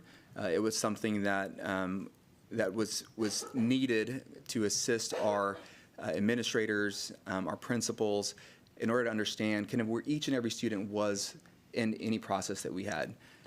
And that clarity has really helped move the work, right? It helps you plan. We were able to make some adjustments within the organization to reallocate resources because we wanted to ensure that, those that were leading the work weren't necessarily the ones, spending hours and hours in worksheets and spreadsheets. We really wanted to kind of create the support so that they could be more effective. The other thing that we quickly did was make an adjustment on the step-by-step training for inclusive schools, which was a recommendation out of the Stetson report. We had initially thought that might occur in the summertime. And again, as an organization, we felt that this is something that had to occur immediately.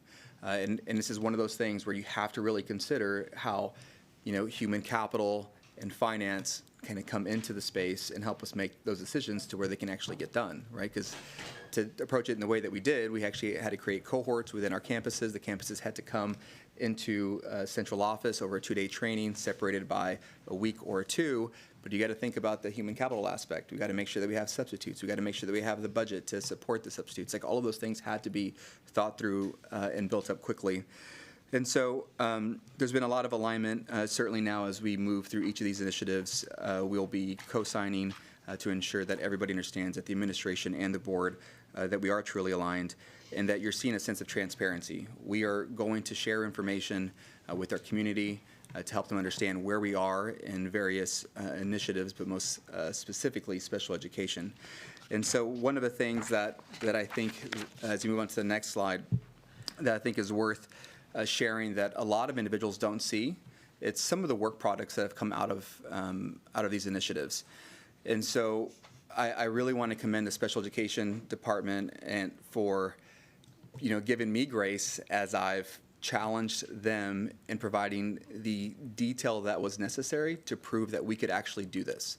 And I believe that we can.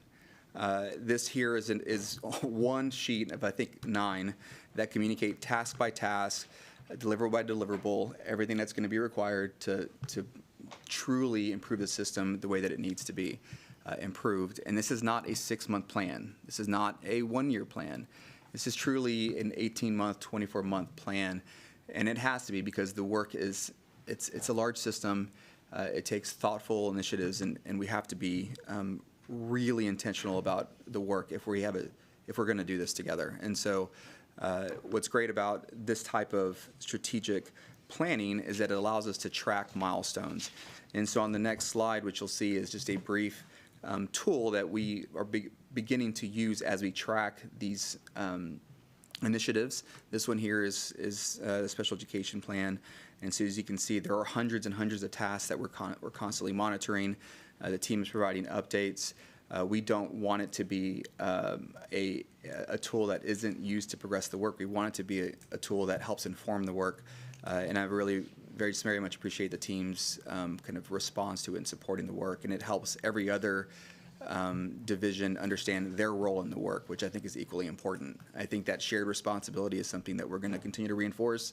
It's something that I'll talk about each and every time I speak, and so just excited to see kind of how the work has progressed over a short period of time, but we do have a long ways to go. And so with that, I'll hand it back over to Dr. Robinette to take us through the numbers.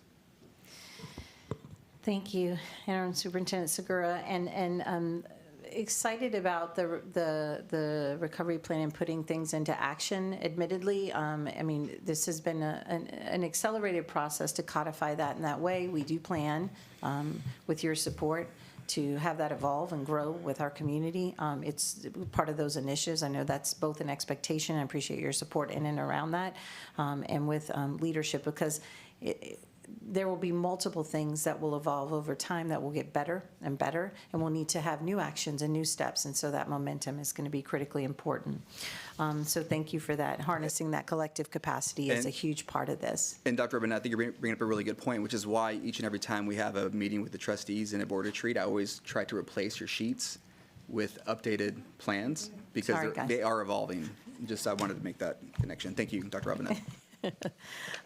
So this slide is just referred to as like the by the number slide. Some of this was already depicted in some media and other pieces, but currently we have, I think they had it slightly off, but we have 22 evaluators out of 72 available positions. Our fill rate is about 29%, so a third of those positions are currently filled. We substantially use contractors, which we're grateful to those who participate and support us through contracting. We're going to be working throughout the summer as well.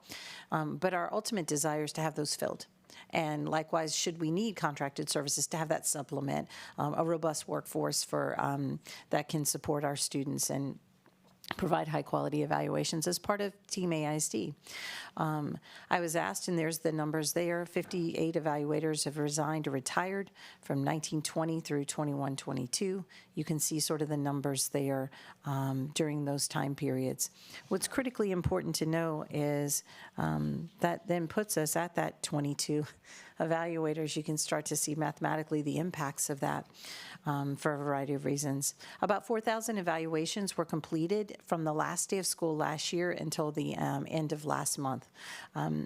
So there's certainly a robust attention and focus on this, but it is likewise important to note, and I'm going to actually go out of order at the bottom, it's a dynamic system. There's also an additional inflow of things that are coming in.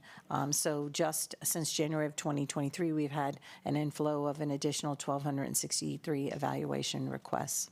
And then you'll see that components around what is in and out of timeline. Again, you can do the count on 45 days. You can do the count on what the impacts of that, and likewise with the inflow coming in, how do we prioritize? And likewise, every student, every number represents a student or a child or a family. And so we take that very much to heart. And since March of 2021, when there was that component around the Disability Rights Texas suit that you saw coming in play being filed, there's been over 8,000 approximately 8,000 evaluations completed. So in addition to myself and Dr. Lee and Dr. Rocha Gill being here and Ms. Kaminsky, we likewise have some team members, Dr. Francis Stetson, our national expert, and I think Brian Malachuk is here with her as well. But I just wanted to let you know that it is clear too, before this ever occurred with our Board of Trustees, and certainly since I was started with this team and saw their work, this has always been more than about evaluation monitoring for us and righting the ship for our kids. And so that you're familiar with the Stetson report findings, and really having through leadership, next slide, I'm sorry, Dr. Reach, the unified vision and sharing and moving from a clear district vision. I mean, I think you're doing that here now. I'm guided by clear vision of services for students with disabilities all throughout the system, and that's a unified Board of Trustees working in unity and in unison with a collaborative team with your interim superintendent and with us as a department and our families and communities. And then that affects the leadership in all of our system work throughout our our district as well. Instruction as well, those 5 sort of components of special education. The unique thing about the step-by-step for inclusive schools is it really starts to address multi-leveled instruction. You heard some of the folks talk about universal design and baking in on the front end instructional practices and appropriate accommodations and modifications. Dr. Stetson reminds me, those are special education terms. We want the appropriate scaffolds in place from the very beginning in that tier 1, and then appropriately, of course, those additional pieces as well.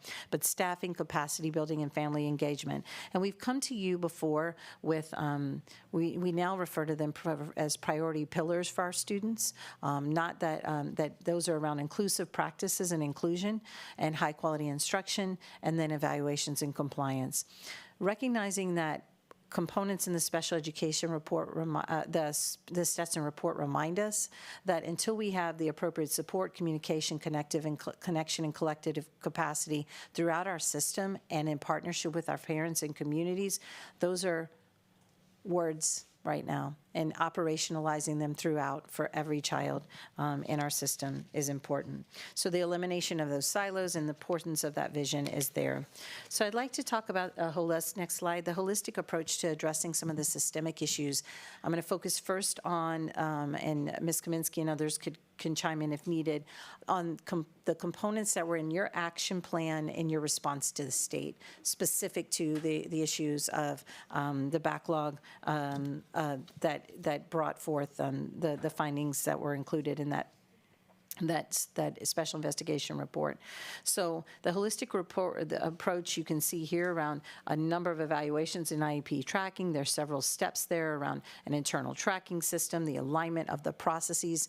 This summer was training folks, including our principals and everyone, about let's actually have a systemic and universal process that we implement. Let's check if that's working. What isn't working? Let's have a better way to hold ourselves accountable. There's your dashboard and each other. So that's what came into play there. The training and development for campus administrators around that tracking. And then this insufficient staffing and backlog includes the allocation of funds for contract evaluators, aggressive testing summer holidays and weekends. We tested 135 students over spring break. We'll be testing substantially at multiple testing sites. I think there are 4. Dr. Gill will hold me accountable around that over the summer. And we've been working with the creativity of the team behind us. Thank you, Mr. Ramos and others, around thinking about not only through contracting agencies, but individual contractors, bringing in teachers and diagnosticians and LSSPs from across the state who want to come during the summer.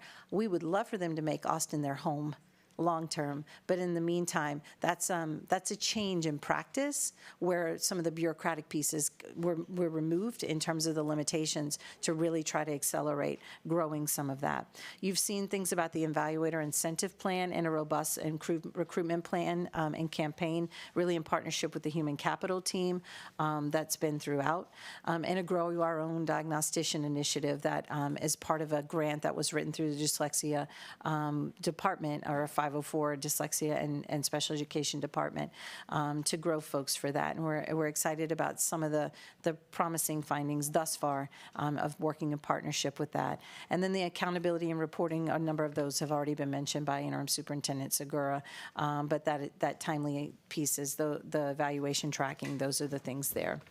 The next one is around further improvement efforts, and you all have seen aspects of this slide. So I'm only in some prior presentations about how that goes into those 5 areas around Dr. Stetson's, as she reminds me, the AISD's plan that she helped to guide in the very beginning, but that it's our work, it's ours to carry, it's our opportunity. Dr. Stetson, thank you for her partnership in and around that. But I want to talk about leadership, vision, and systems that are slightly different from what you've seen. So our department and our staff have been working with Dr. Stetson and their support team on developing action plans, not only those you see here in the broader piece, but in growing our own department and making some of those interconnections. So that we call it she calls it the checking the big boxes sort of syllabus for us. We've had 4 or 6 meetings thus far, or we've had a few of the 4 to 6 meetings. I'm sorry, we have 4 to 6 scheduled with her, and you'll find that in the recovery plan, you'll see elements of they're going to look at this, they're going to do this, they're going to do this. And so that's around establishing systems for evaluations through state and federal timelines. That's around a increasing capacity of the special education department and our principals and assistant principals and instructional staff to achieve quality standards for students with disabilities. And then likewise, another ad hoc work group around, it's a work group around improving IEP development and implementation for increased student success. Working around PLAFs and goals and in partnership with families. So it's been some exciting pieces associated with that work bringing into play, but there's a long way to go before that's fully operationalized for all of our families, but that's the work that we've been doing. We have had collaboration with the academics team, school leadership, multilingual, et cetera, and that was, I want to kind of say one of the things that is unique about that in recent times as there's sort of a redesign of the curriculum materials and other pieces, there's been a challenge for all of our central office team members who have a role in that to understand how do we build that in first for all students, the appropriate multi-level instruction or universal design and those key points of what we call multiple entry points for learning. So as a result of that, all of the academics team that is a part of that, before we commenced with the broader group of all of our schools, those folks went through the 2-day step-by-step inclusive school practices for schools, but at a central office level. Because what we can't have is coaches and others and people who are working in those structures or people who are helping to develop those pieces and the curriculum and materials not know how the system needs to move forward together. They have to be the right types of resources together and centering that work. Last but not least, you've seen the instructional piece. Mr. Segura mentioned the step-by-step for inclusive schools. We're in our final set of 4 vertical teams. Who did I have today? Eastside Eastside's Early College High School today. I think it's Crockett's vertical team tomorrow. We're almost there. But one of the things that has been, thank you for the commission to me, is at the start of every one of those, I think I might have missed one second day. At the start of every one of those, I go on your behalf and I say, thank you. One of the things we've not done is brought all general ed. The team is required to have a collection of a leadership team with general education, special education, another student or support population. It could be a multilingual or other teacher there. The principal must attend, and they collectively work together. I would be remiss if I didn't say that there was a couple of principals. The feedback has been positive. I think you all have seen that. But we say to them that this is why 1A is so important. Priority 1A, bringing that is on behalf of all of our board. And I say, sorry to the math teachers, it's priority 1, because 1 is the first number. Okay, negative numbers, we can get into all that, but it's the first number and A is the first letter. Like this is the piece. And so we need you to not only go through this and say that was a good training, but to carry this forward. How is that going to be woven into the fabric of experiences, and how will you champion for our students in these spaces? And every time we're designing and planning. In addition, there's technical assistance days. So we have funded for members of the expertise of Dr. Stetson and her team to go and visit and not visit, to work. I mean, they're working in support with our campuses around their real students and helping to guide that. And we hope that partnership continues until we really solidify that as being a part of our DNA overall for the work of our kids. The capacity building has been throughout the year, and we want to continue to work moving forward. We had, for the first time that I can recall, some required essentials courses for special education and general education staff or teachers this summer, and so both of those were important. That was a new something commenced out of the guiding principles and other recommendations that came forward, but we will be likewise moving forward into that for the next summer to build in those and weave that into the work that we're doing as well. The final pieces are around, next slide please, around where you're going and where, in terms of the special education recovery plan and the areas specific, again, around evaluations. We will be setting very challenging goals. We already have challenging goals for the spring and for the summer and fall testing. And I've mentioned sort of how we plan to get there. The systemic tracking will be doubled down. It's just begun, but now we're operationalizing the systems that come into place, very systemic work around that tracking of our needs. And then the retention of quality contractors needs to continue. It certainly needs to continue until we can really lift this, all boats in terms of this for all of our students and families, and that we can recover to a point where we can keep that plan moving forward with quality evaluators. Please come to Austin ISD if you're interested as part of our overall fabric of our district. And then our staffing, the robust incentives will increase. The recruitment and hiring campaign is underway. And then systemic pieces are around the reorganization of the district staff. You've heard some of that here to address special education needs, the monthly progress of your own ad hoc committee. And the last component, which I mentioned. I think we need the next slide. Oh, we moved to the next slide? No, I think don't we need the next slide? Okay, we'll move. To increase collaboration with our community groups is something we need to do more and a better job of, and alignment to the feedback to those types of recommendations. So where we're going, this is just a summary slide of the components that are really noted on the prior slides and that last slide there. And we have been in partnership working with the agency. And again, that's around sort of the compliance component, but we don't want compliance to be ever our standard. We want quality. We want better services and supports for all of our students. And we likewise want to be proud of having our great families here in Austin ISD and having the services that their children and families deserve. Thank you. Thank you so much for that really informative and dense presentation, but I think it gave us a lot of good information. So thank you. Thanks to the team and also to Pam. So I wanted to see if trustees had any questions or comments about any of this. Trustee Hunter. Thank you. This is for Ms. Kaminsky. Just for clarification purposes, can you give us the difference between a monitor and a conservator? Yes. So a monitor is really considered at a first level. Sorry, I'm seeing two of me. Can you guys hear and see me okay? Yes. Yes. Okay, good. I just looked up and saw myself in mirror reflective version there. Okay, I want to make sure we're good. So a monitor is someone who comes into the district and reviews what is occurring in the district activities and then reports that information to TEA. Whereas a conservator oversees the district's operations.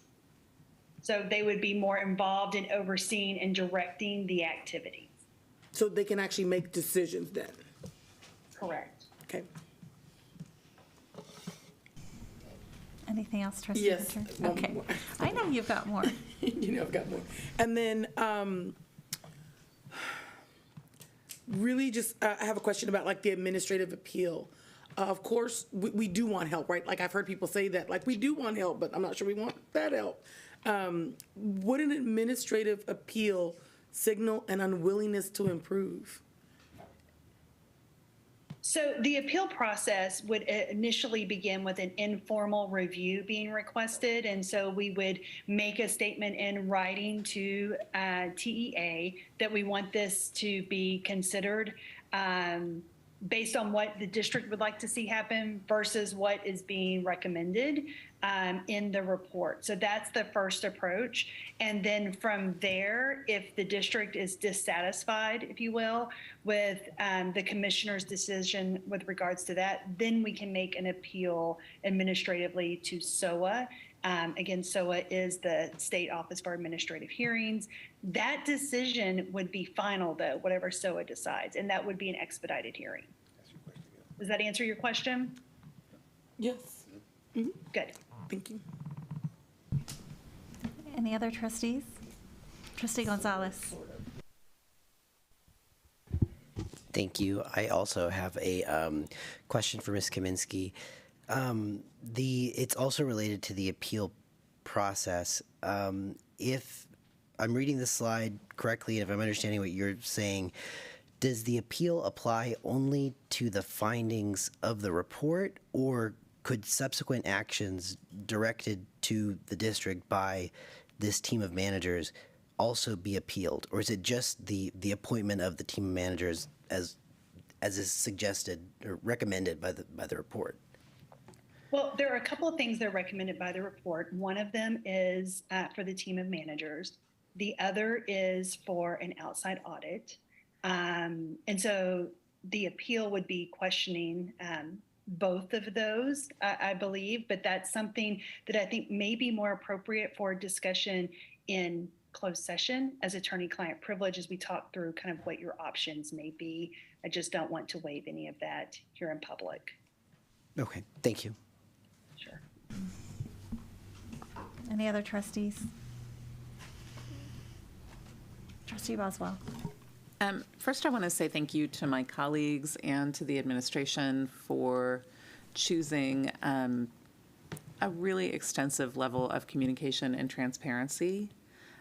We found out about this on Friday. It was very quickly decided among our Special Education Ad Hoc Committee, started meeting with Interim Superintendent Segura, got together, and it was very quickly decided that this meeting was important. It was important to call this meeting to share with the public. It was very quickly decided to open the meeting to public comment. We wanted to hear from the community. The community obviously wanted to be heard. Very important to go quickly, put a statement out, have a press conference, answer as many questions as the media chose to ask. Have meetings with principals yesterday, really appreciate the move to make sure principals were informed so their staff and families could be informed because we know that everyone's had questions. Met yesterday with some members of our special education community. Again, the meeting went very long, and it was with some of our strongest advocates and was a very, something that didn't have to be done. So I want to start with an appreciation of that and an appreciation of everything that you are sharing. It's a lot of dates and plans and numbers, but our community's curious and they want to know, and you are helping everyone understand. So huge thank you to all of that, and to really sharing the good work that's done, that including the giant chart, because a lot of that's been done behind the scenes so far. So I really appreciate. Just want to share appreciation first. And also want to share an appreciation for the systems that we have seen being created. The report that we have received from TEA is full of the word systems. It's full of evidence of a lack of systems.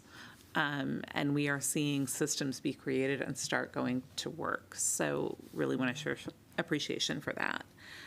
Pam, I have some further questions about the powers of the conservator, and know we can talk about it more in executive session, but reading about Houston's situation over the years, I remember one of the actions, I think in 2019, was that the conservator ordered the Houston ISD board to stop their search for a superintendent just as they were about to do final interviews. So my understanding, I appreciate you sharing kind of some of the powers, but that they're quite extensive. Just want to confirm that, and I know we can talk about it more in executive session. Yes, so their powers, if you will, are somewhat extensive, but there are certain things that there are limits to, so, with regards to budgeting, board of trustees, elections, things along those lines, that I think is somewhat reassuring, hopefully, for you to know that there are some limits in place, but largely they are able to direct action. They are able to approve and disapprove of actions. There's definitely some steps that they can put in place. From the report, it is directed as related to special education. But when we look at this particular special education issue, we know it alone stretches beyond special education, in particular human resources, if you will, because we are trying to hire evaluation staff and teachers. And so there is the potential for it to reach, obviously, into that area. And so it's not clearly defined at this stage of the game, but we will get there. And that is part of what, if the board chooses to appeal, something that we would be seeking for clarification. Okay, thank you for that. I appreciate that. And that said, we're hoping for a collaborative process with anyone who's partnering with us. Obviously, that's the goal and service of the students that we've been talking about tonight. So I appreciate that. I would also love a little clarity on the duty to consider community voice. We heard from our community tonight. I know that's a value we hold very strongly here.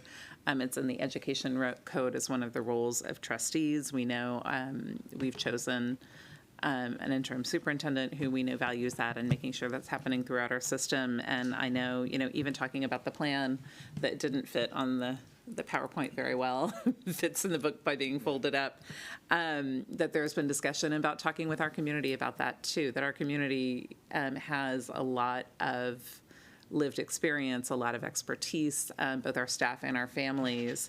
And is there an obligation to include community voice in the process when a conservator is in place?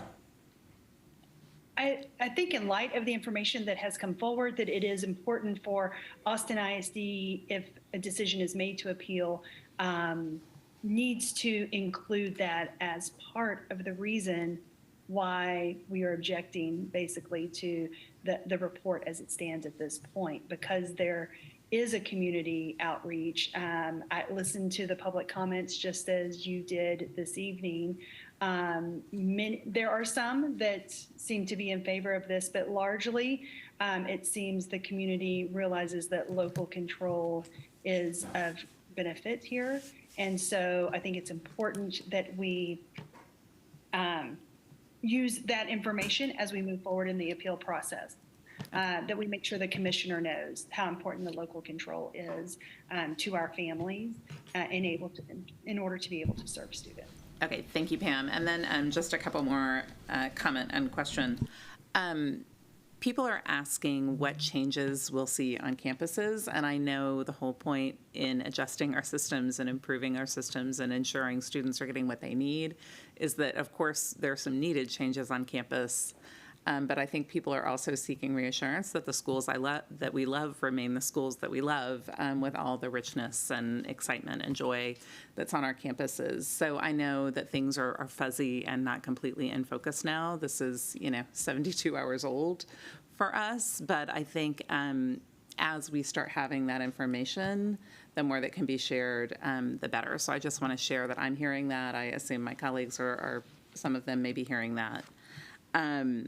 Also want to share a real appreciation for the new work to make sure we have safety in what's shared, transparency in what's shared, a really safe environment for people to speak out without fear of retaliation.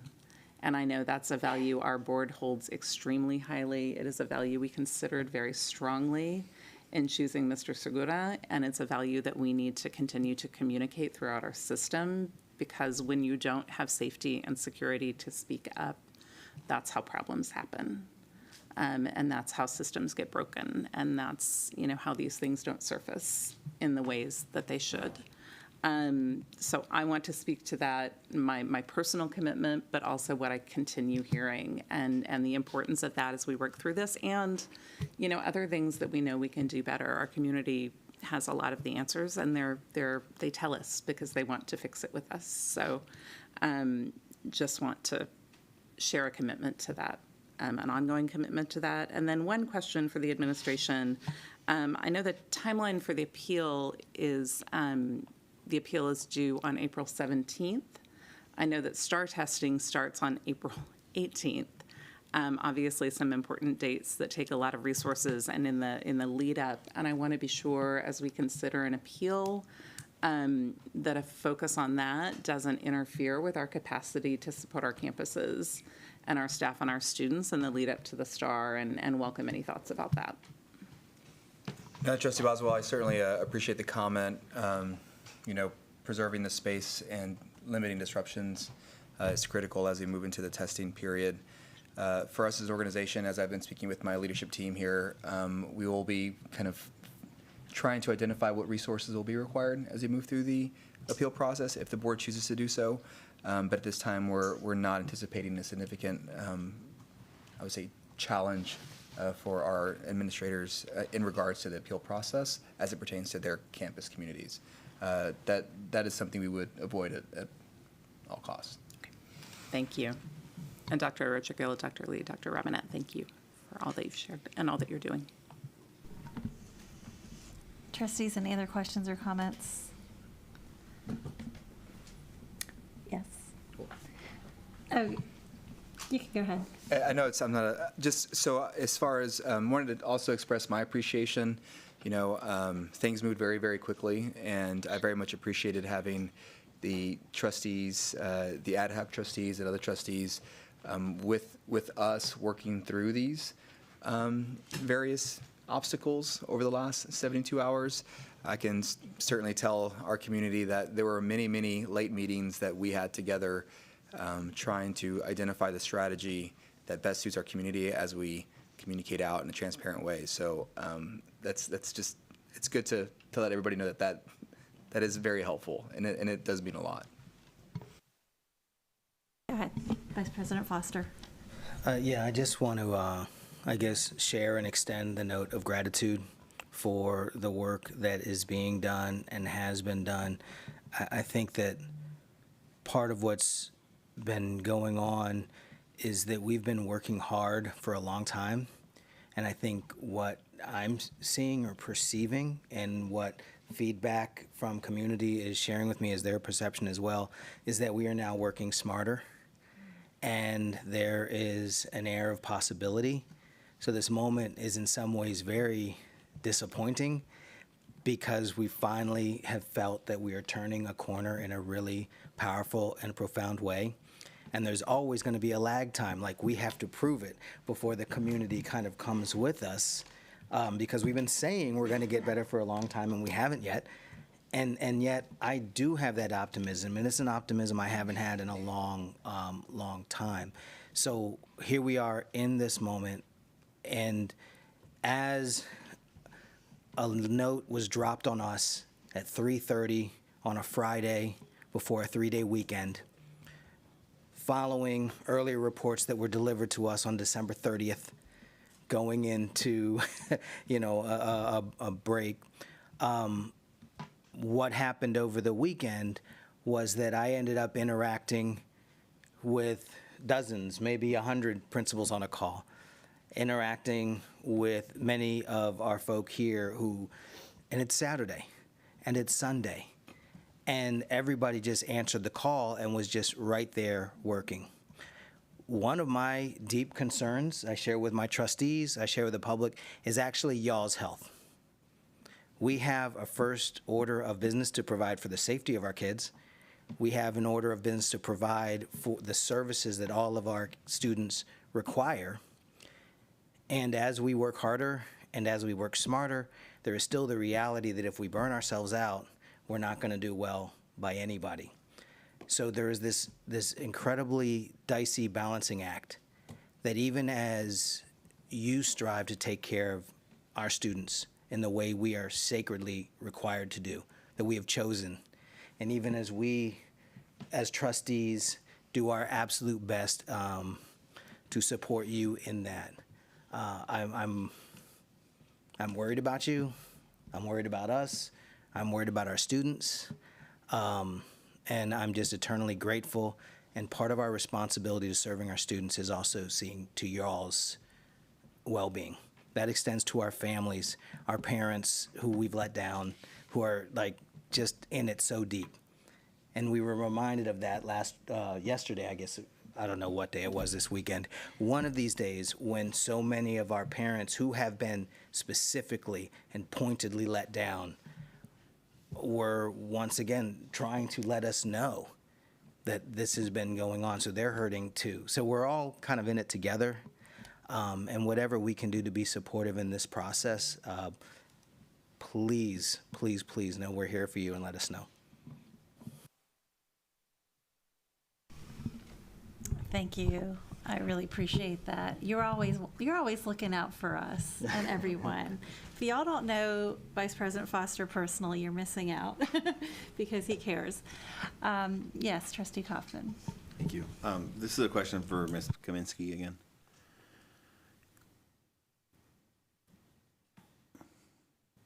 Thank you. Hi, Pam.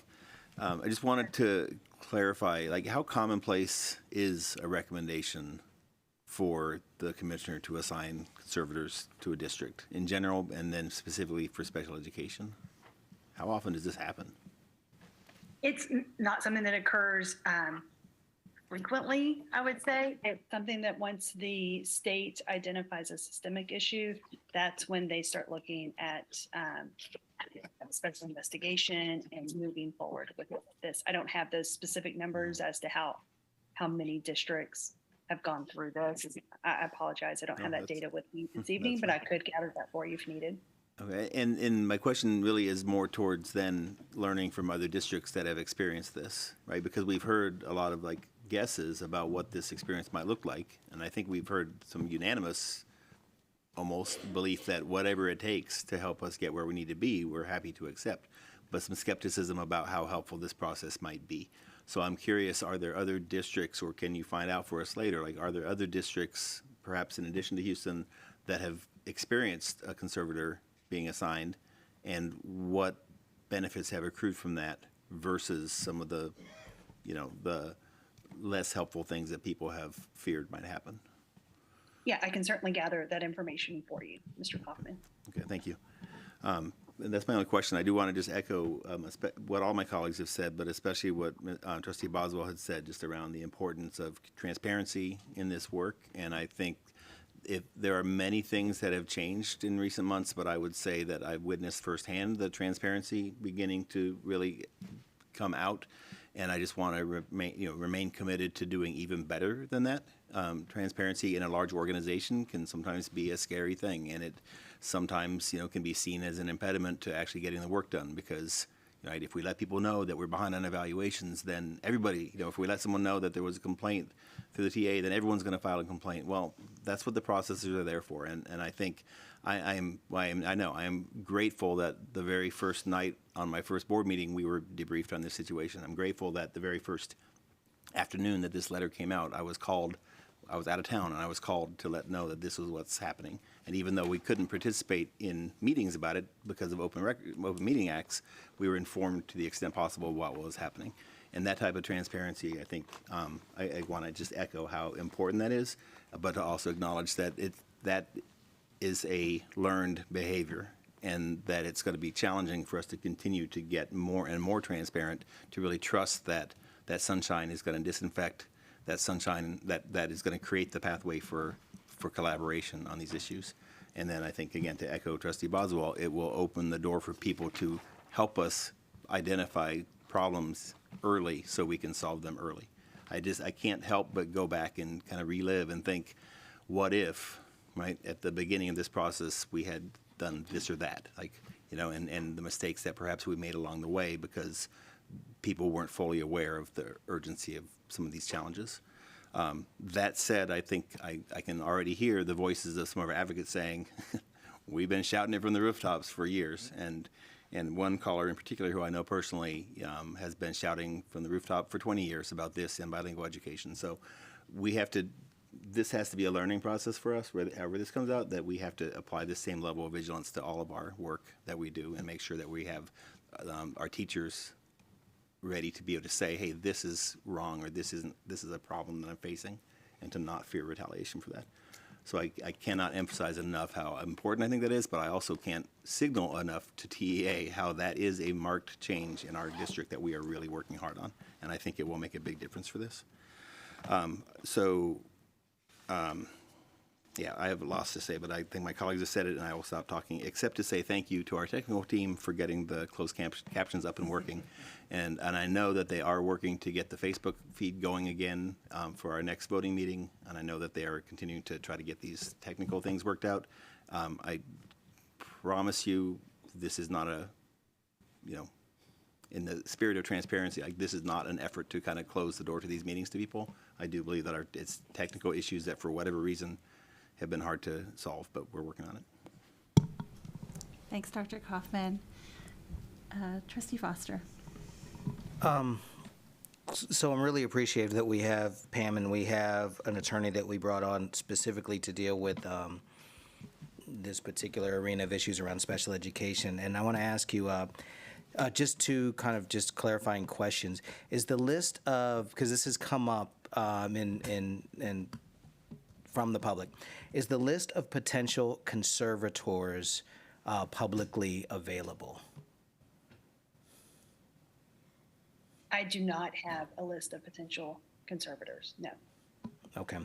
And will there be any additional, is there an opportunity for receiving additional clarity or information about the sort of fine details of what a conservatorship would look like before April 17th, when we have to make a decision as to whether we will appeal or seek a review?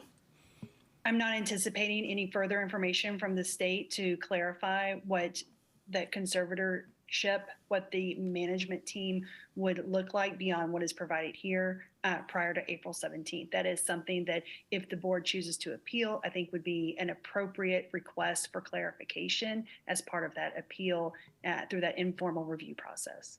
Thank you. You're welcome. Trustees, any other questions or comments? No. So I'll just say thank you to, thank you again to the public for speaking out tonight and for continuing to advocate for our kids. The challenges we're talking about today have, and this particular TEA issue started 3 boards and 4 superintendents ago. It's not going to take that long to undo all of this, but it's going to take a lot of hard work, and sometimes that takes time. And I remember, Mr. Segura, when we were talking about the bond last year, I remember being a little antsy, going, Matthias, when are we going to get the bond package? A little bit antsy. And he said, trustees, sometimes you have to go slow you've got to go slow in order to go fast later. And I feel like that might be a little bit of the case today, although we sure had to work fast this weekend. And but I think some of the groundwork was laid really in the last 3 months because of these women sitting in front of me and men in the second row, and the organization has really rallied. I want to thank my fellow trustees. You guys have hit the ground running like I cannot believe. I mean, seriously. Y'all have only been here for about 3 or 4 months, and it feels like you've been here way longer than that in a good way. But just the governance role. Mr. Segura, you reminded me, this was so important to us to get SPED right, that we actually had Dr. Reach write up a little blurb. Do you remember that? For our interviews, for our folks who are candidates for the interim superintendent position. Dr. Reach wrote up a little blurb on SPED and the current investigation and the disability rights lawsuit, and a little blurb on Mendez, because those are 2 very high priorities for this board, and we wanted to make sure that anybody coming in knew what they were getting into. We didn't want anyone to be blindsided, and I really appreciate that that you were up to the challenge. And we immediately, you've heard a lot about this ad hoc committee, but it's the 3 officers plus Trustee Whitley Chu, and I felt like we made such a good team, particularly this last weekend, just pivoting so quickly. It wouldn't have happened if we hadn't started our committee 3 months ago. Mm-hmm. I just shudder to think, what if we were totally blindsided? The work that your team did in developing the targets, the numerical targets for the milestones, for hitting the evaluation backlog, because now both Mr. Segura and I co-sign any formal responses to TEA, so no one's surprised. We're on the same page. Pam Kaminsky was hired by both of us. We interviewed her together. Typically, you see a board and administration have their own counsel on things like this, but we're like, no, we're on the same page. There's enough trust there that we want to move forward. So I'll just say that at the end of all this talking, at the end, and the center of all this is our students. They're not going to get lost in all of this organizational stuff. Our students are the reason we're all here. That is the focus.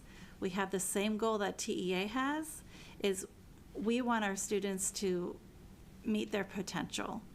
And we want it to happen in a loving way, a way that lifts them up and makes our community stronger, and we're 100% committed to that. I just know it. So thank you all so much. And if there are not, and are there any other final comments, questions?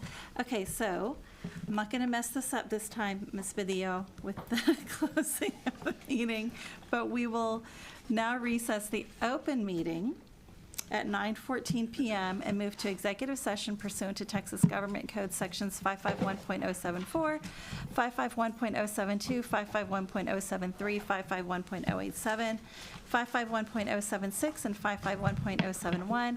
For our viewers at home, this concludes our live broadcast. When we are finished with the executive session, we will briefly return to open session to formally adjourn the meeting. The adjournment will be recorded and be included in all replays of tonight's meeting. So thank you so much for joining us. Thank you, teachers who worked all day and then still came to our meeting. I hope you have a wonderful evening.